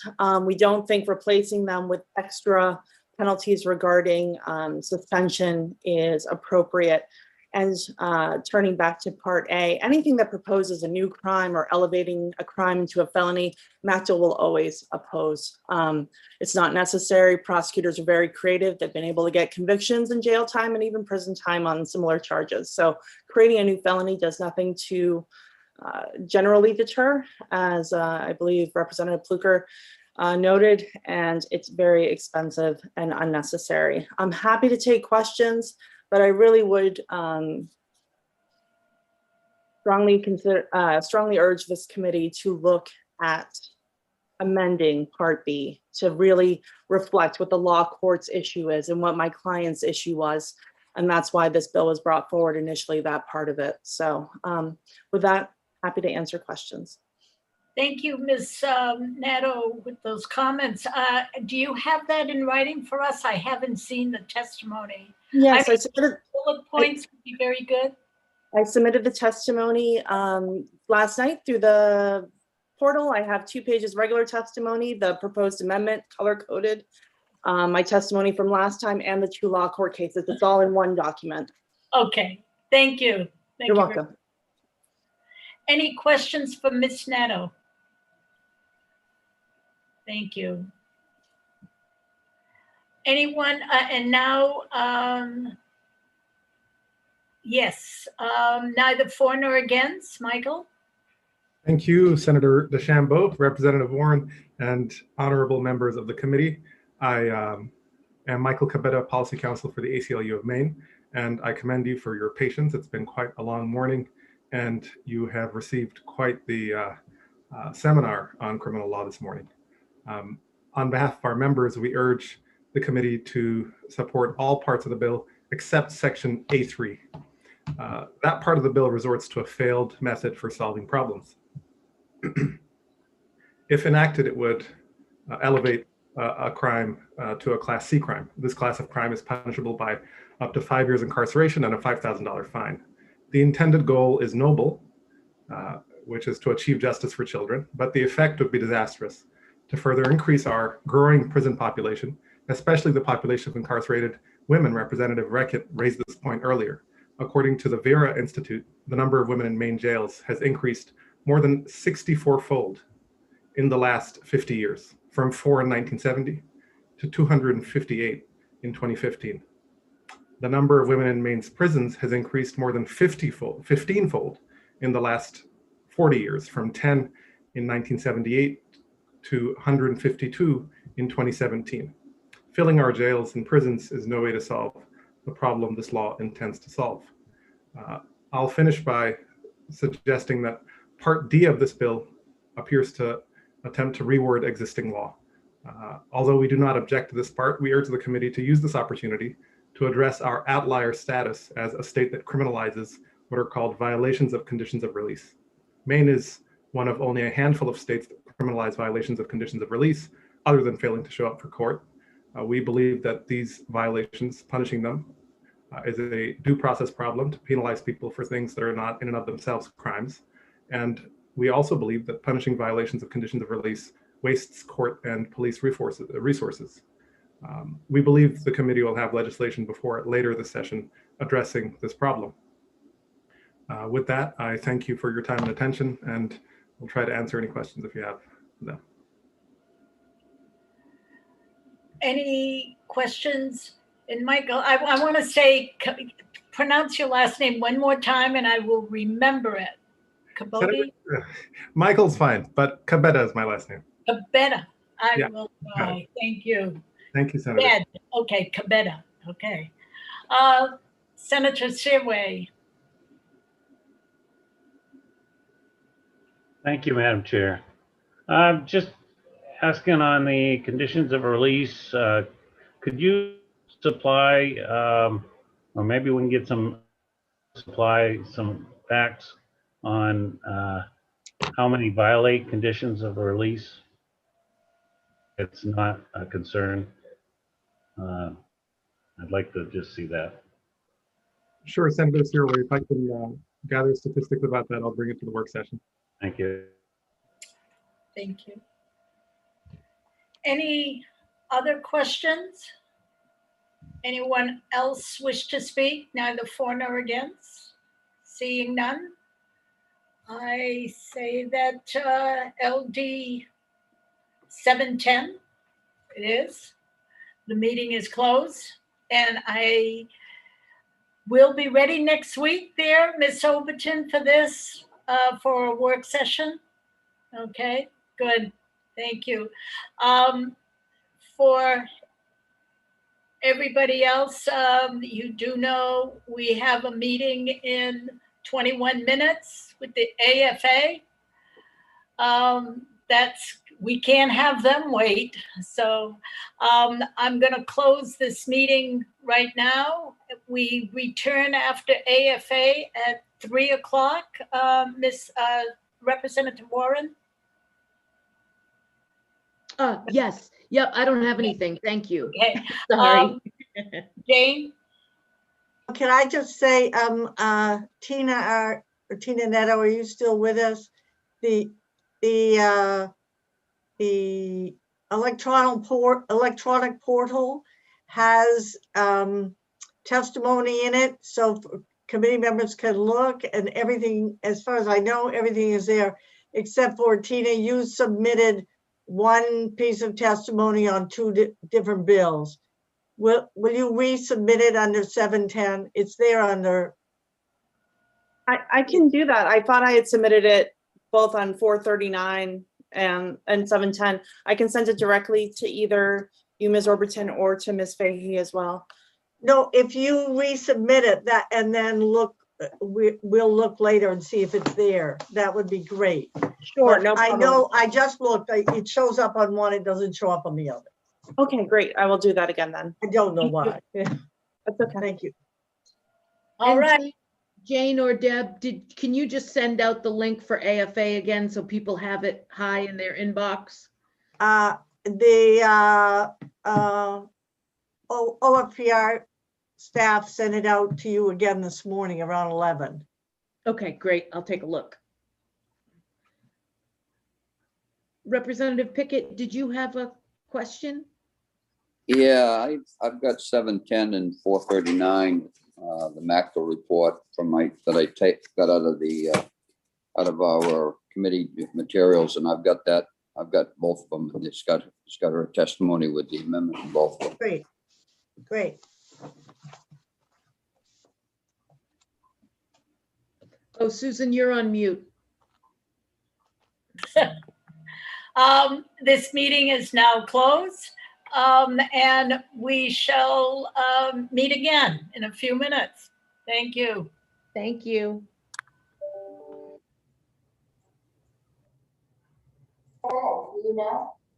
What's that? Yeah, we're going to be doing the AFA right from here in just a couple of minutes here and stuff. So, What are they going to tell AFA? well, I saw the report somewhere, and I'm trying to find it. Stupid. Dick, you're on. I've got it right here. Dick. Well, they're not gonna. If you read the.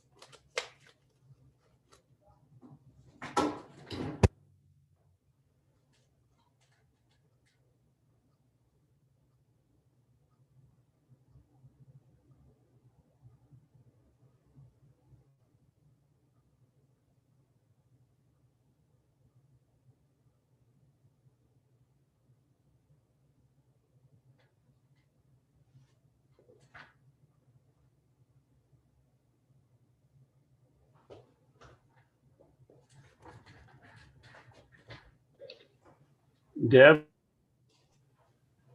Can you hear me? Yes? What's the link? Is there an AFA one or is it just the report back one? It's the For the AFA Zoom? one I just forwarded. Oh, you did? Okay. All right. Well, thank you. You're welcome. See you at 3. All right. Bye-bye.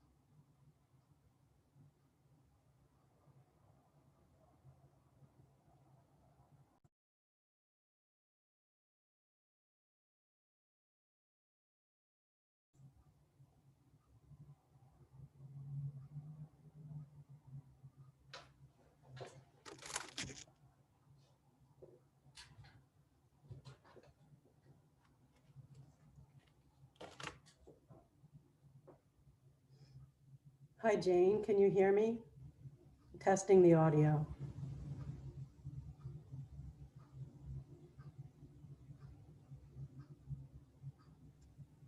Yes, I can hear you.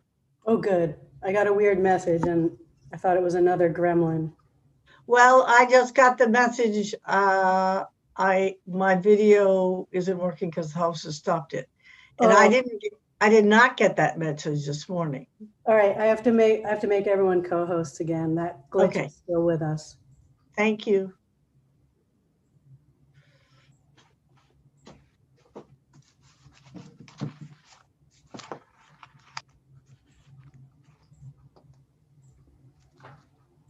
Deb, mine says hi, Deb. Hello.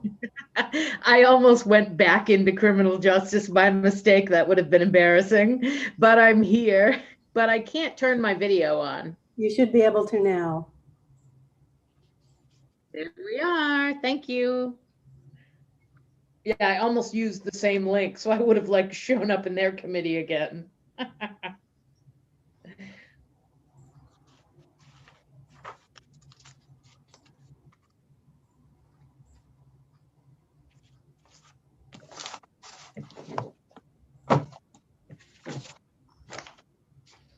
Has anybody been outside yet?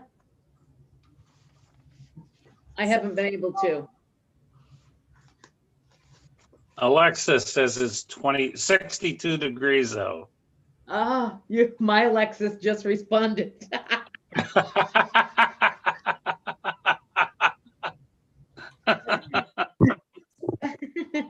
Good, I can't wait to get out there.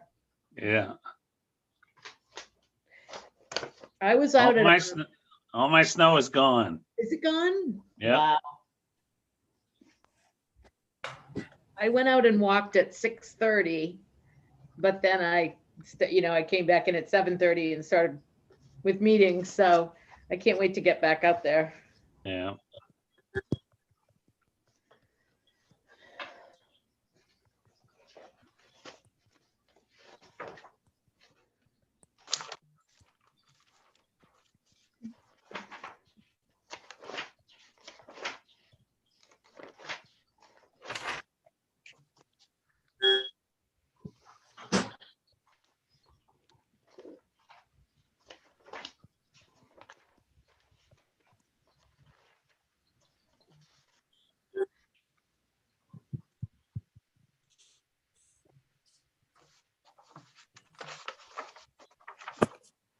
If you don't mind, would you go through the budget? I'm going to be stepping out for about 2 minutes right now. Okay. Sure. Yeah.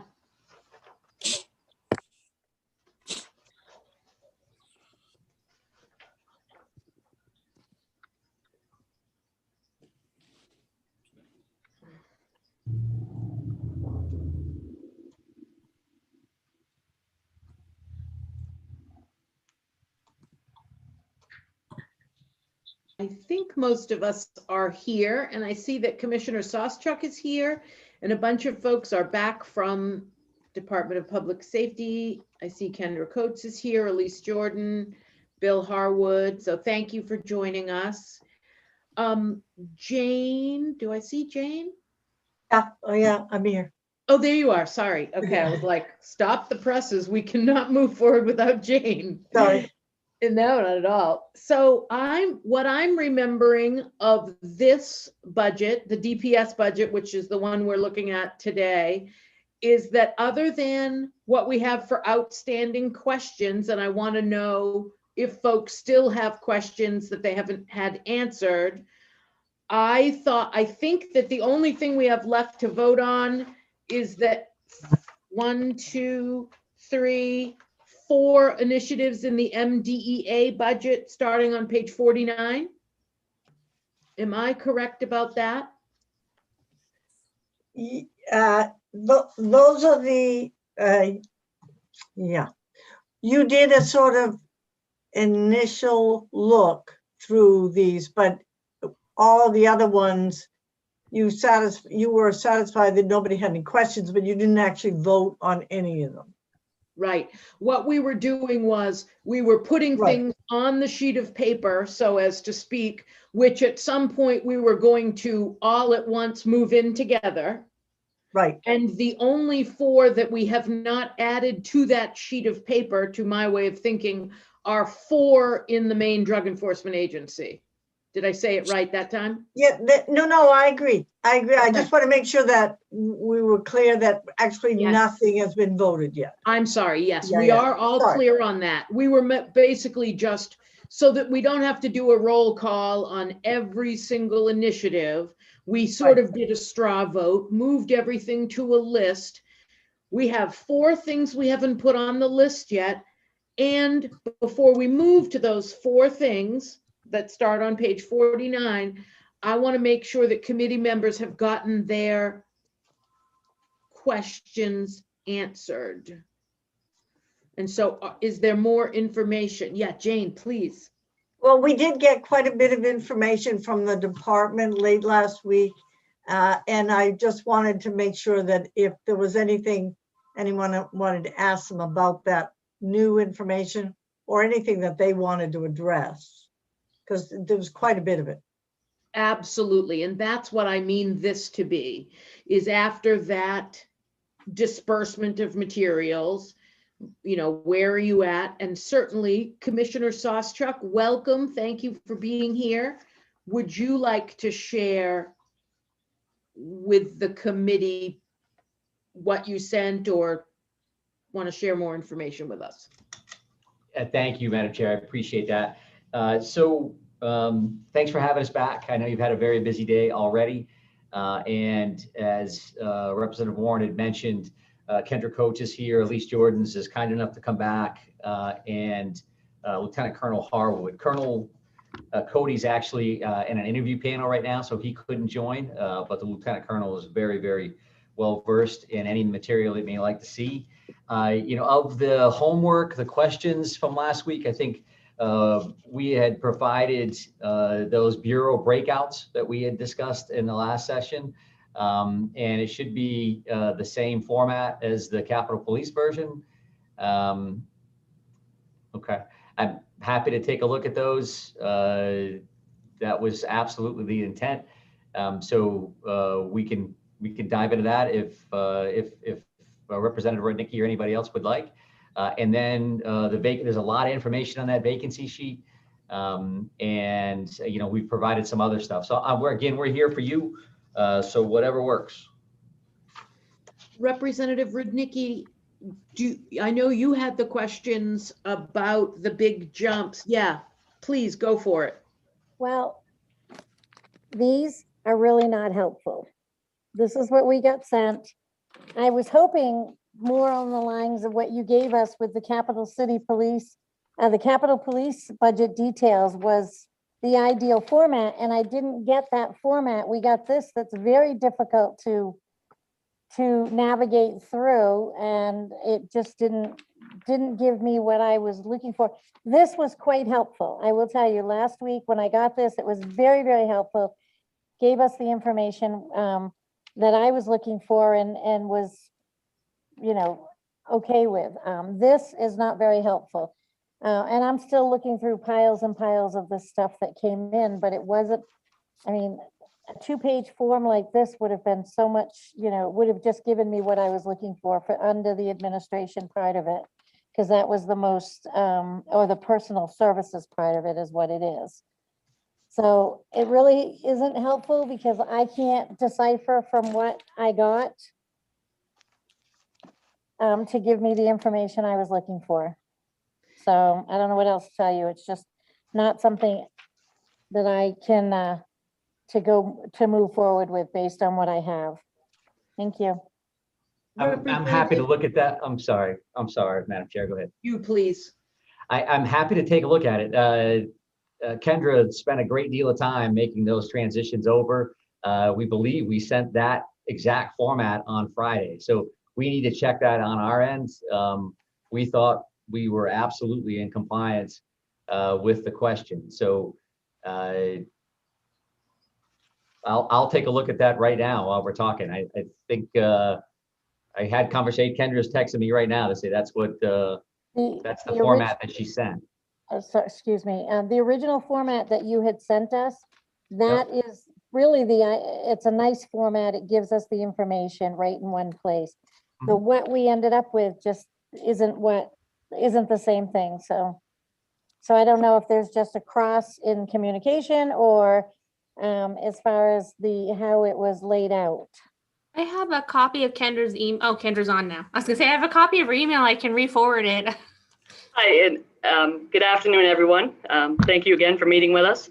And I did, Representative Renecki, send it in that format, so perhaps it did get crossed. So I'll send it back out right now to Deb so she can redistribute, because it has one tab that ties out to each vote sheet in the exact order. So if you just follow the tabs, you would tie out exactly. So I'll send that right back to you. Thank you. That is wonderful. Madam Chair? Representative Pickett. Yes, please go ahead. Yeah, the information we got last week that, as you remember, I went running down and Senator DeChambeau said I should be back in 15, 20 minutes. Well, I only got about a third of what it was, and I was down there half an hour. But I really am wondering if the information that I got and what I was able to provide to Ann downstairs in our office, if it really was all of the stuff we needed, because one of the things we got was just a bunch of different folders, and they had all kinds of different stuff in them, and they were down there frantically, you know, taking and copying all that stuff off and everything. So I think maybe somewhere in the shuffle, maybe the source or the actual document that we wanted was probably attached to something that maybe came with something else that it wasn't supposed to come with, and that might have been what happened in the transfer. I don't know that for a fact, but I do know that I think the lady that just spoke said she was going to send that to Deb and get that to us. Well, that isn't going to get to us if she sends it to Deb. So, you know, that's still, we still got to get it to us somehow so that we can get a chance to look at it. Right. Thank you. Jane, do you know what time you shipped that out on Friday? Jane, did you? I would say right after I got it. When did you send it? In the afternoon? It was in the afternoon. That's what I thought. Yeah. So I will get the exact one and shoot it back over. And if you can redistribute to the whole group, but everybody should have it. And I apologize if there's any delay, but this took the format that was originally sent that wasn't very helpful, as Representative Pickett noted. This put it in the same format as the Capitol Police so that everybody could just follow along without having to print off 10 different documents. It was all just tabs on one document. So we'll try to figure out where that went. And Jane, if we can work on that and try to get it back out to everybody, because that was very easy to follow. So I apologize if you don't have it right in front of you. If you could email that to our House office, they'll copy it for us and bring it right up to us. Okay. And I'm trying to think. It's what's her last name? Is it Ashley? No, Ann in our House office. If we can get it to her, same one you gave it to last week. Oh, if you yeah. can get it to Ann and get the document that is going to look just like that Capitol Police, she can do it right out and stuff, and we can get it back here shortly. We can go on with other stuff here while we're waiting.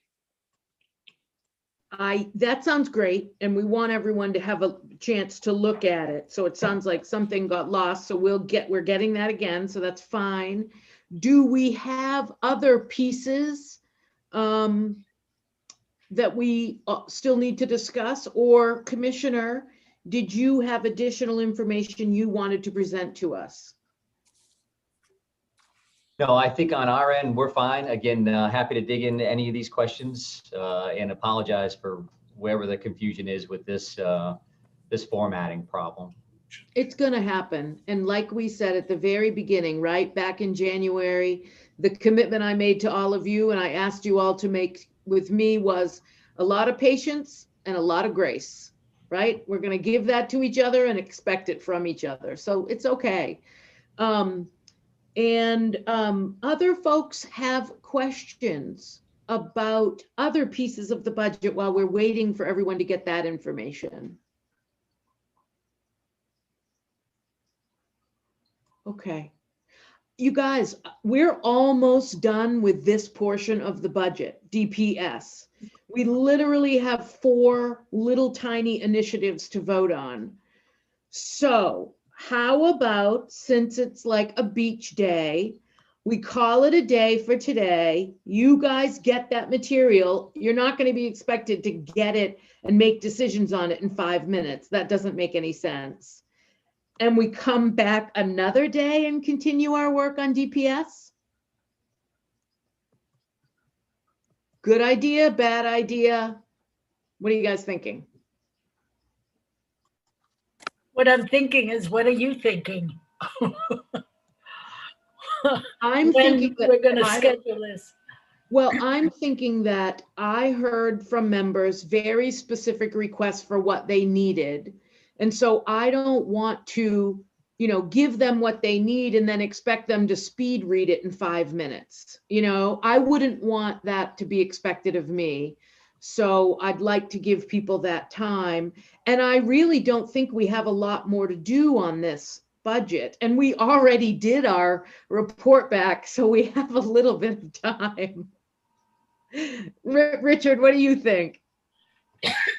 Yeah, I agree with that, but I think one thing that is kind of, since we went through the whole budget, we were starting going through it and everything, and kind of just saying about initiatives, how we thought we'd move it in and whatever and stuff like that.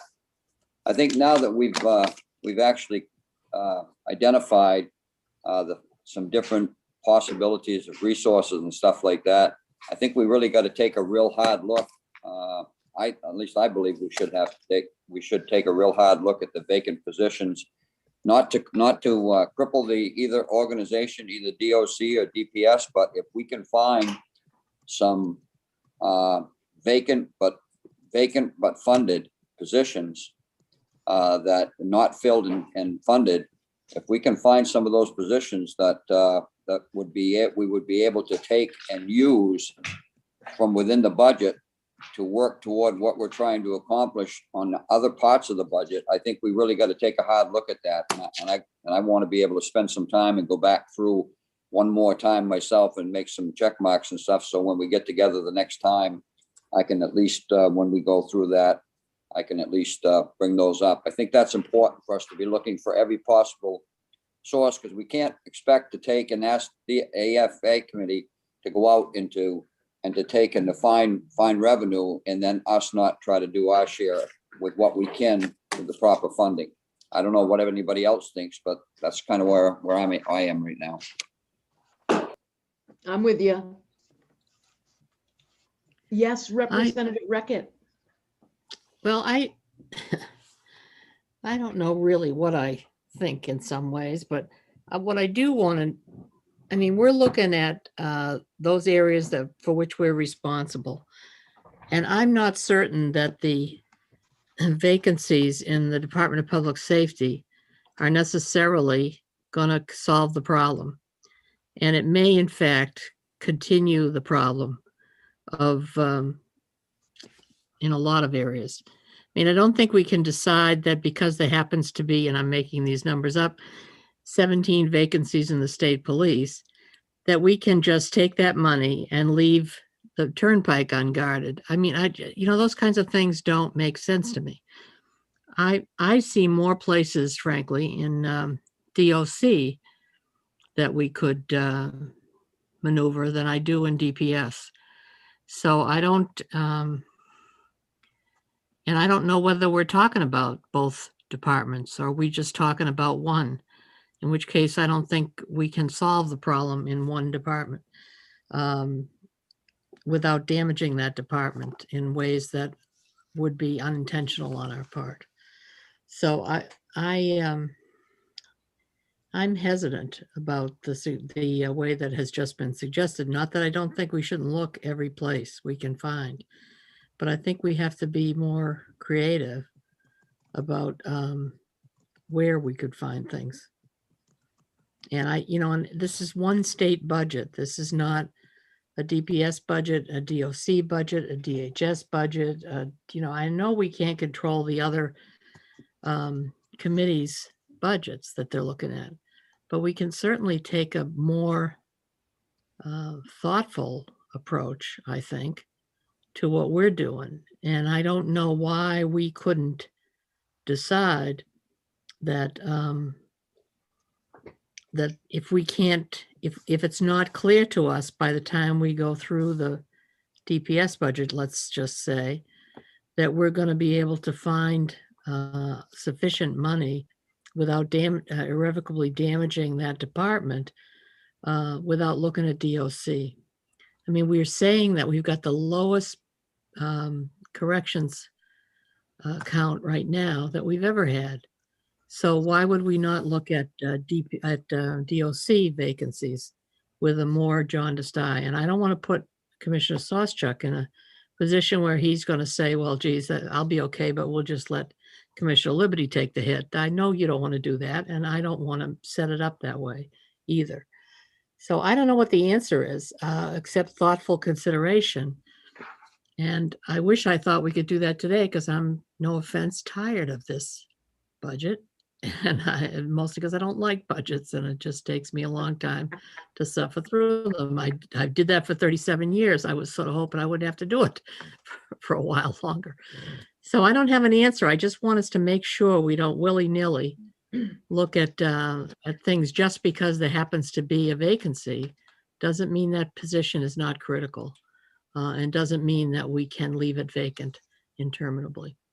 So I'll shut up now, but since I came to absolutely no conclusion at the end of that tirade, so. Thank you, Representative Reckett. Representative Pickett. Yes, well, and I hear exactly what Representative Reckett is saying, but my thoughts are this. Number one, we've already seen DOC take 14 and a half vacant positions and make a recommendation to move them into taking care of something and doing something in a different way of doing it, which is within the department. And now, and whether we go with that or not, whatever, but we've seen that happen. What I'm saying when I'm talking about vacant positions, we have and we heard today a lot about the Computer Crimes Task Force, the Computer Crimes Unit, and the need they have.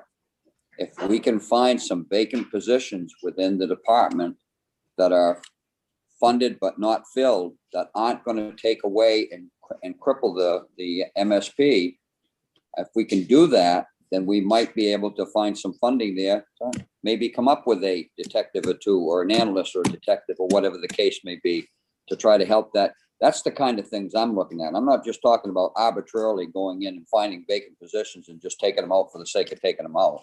That's not my intent at all. And I hope I didn't come across that it was, because it isn't. I want to just take a real hard look and see, is there something there with the guidance of the commissioner telling us about and actually identifying some of those positions that he could get along without, if it was going to mean to give him some more resources in another piece of his agency, of his DPS agency. That's the kind of thing I'm talking about. Thank you. I think it makes good sense. And from just my little Charlotte May Warren perspective, that is what I aimed to do with the two pieces of the budget that I couldn't ascertain were improving public safety. And I know that some of you disagree on that, and that's okay. That's fine.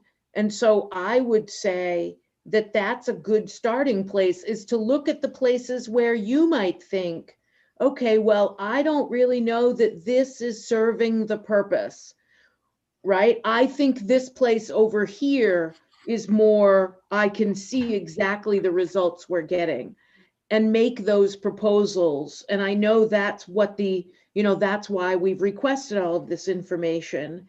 And I would certainly be interested in hearing those proposals when we're back together. I think that's really what this process is all about. And I may not agree with yours, but I'm definitely going to listen to them and want to learn as much as I can as to why you're proposing them. we'll have some time to do some of that because with the schedule we've got the rest of the week, I don't even see how we're going to be able to do this before the week's out. You? Yeah, you'll have some time. Yeah, exactly. Senator Searway.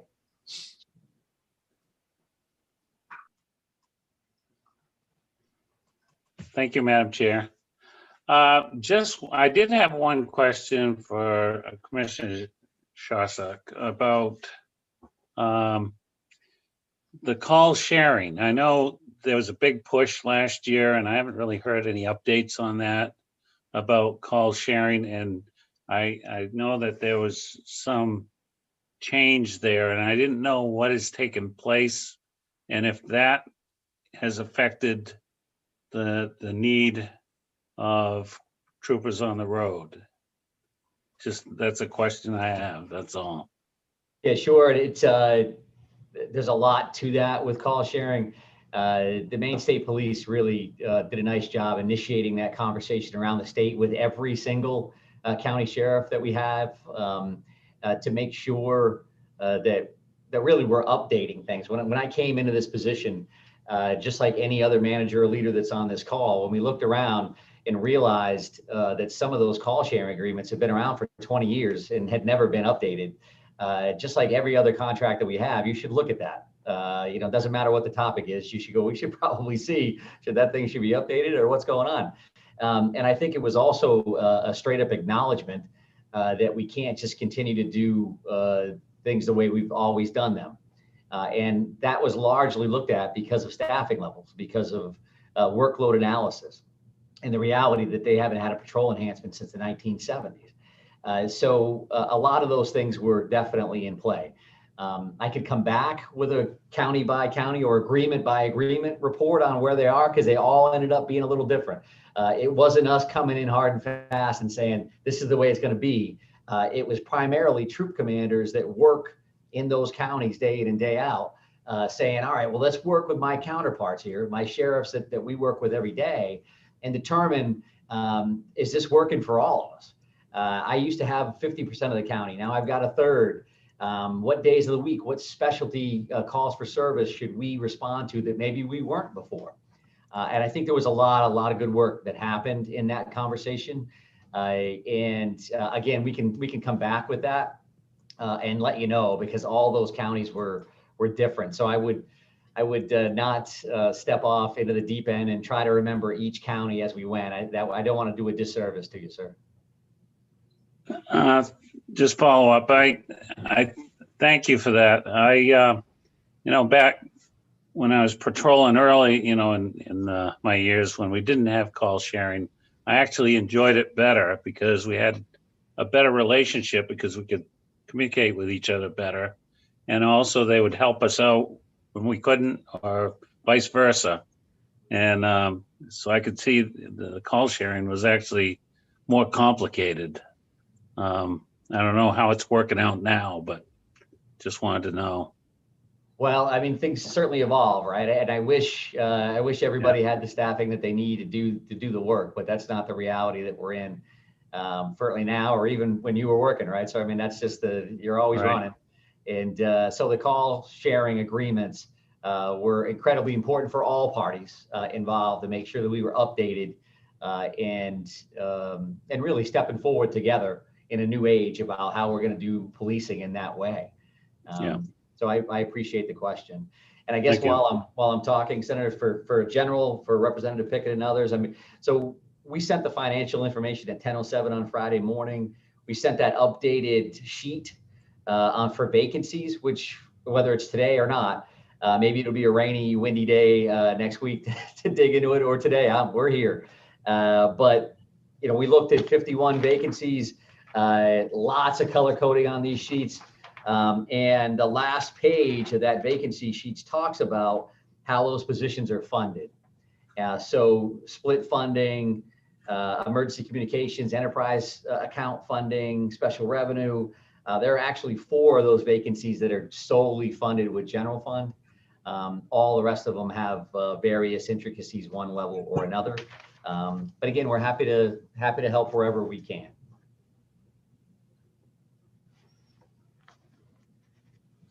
Other questions, thoughts, ideas? Jane, should we pick a time now, or how about when we touch base on scheduling that we did earlier, we'll take a look at it. Okay. And we'll let you guys know, Commissioner and Kendra and others, we'll let you know ASAP when we're planning another work session. Thank you very much. I appreciate it. Any other questions from the committee?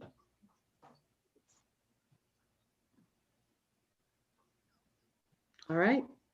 I think we're good for today. Senator, anything from you? Okay. All right, so we're back here, same time, same channel, Wednesday morning. Take care, everyone. Bye. Bye.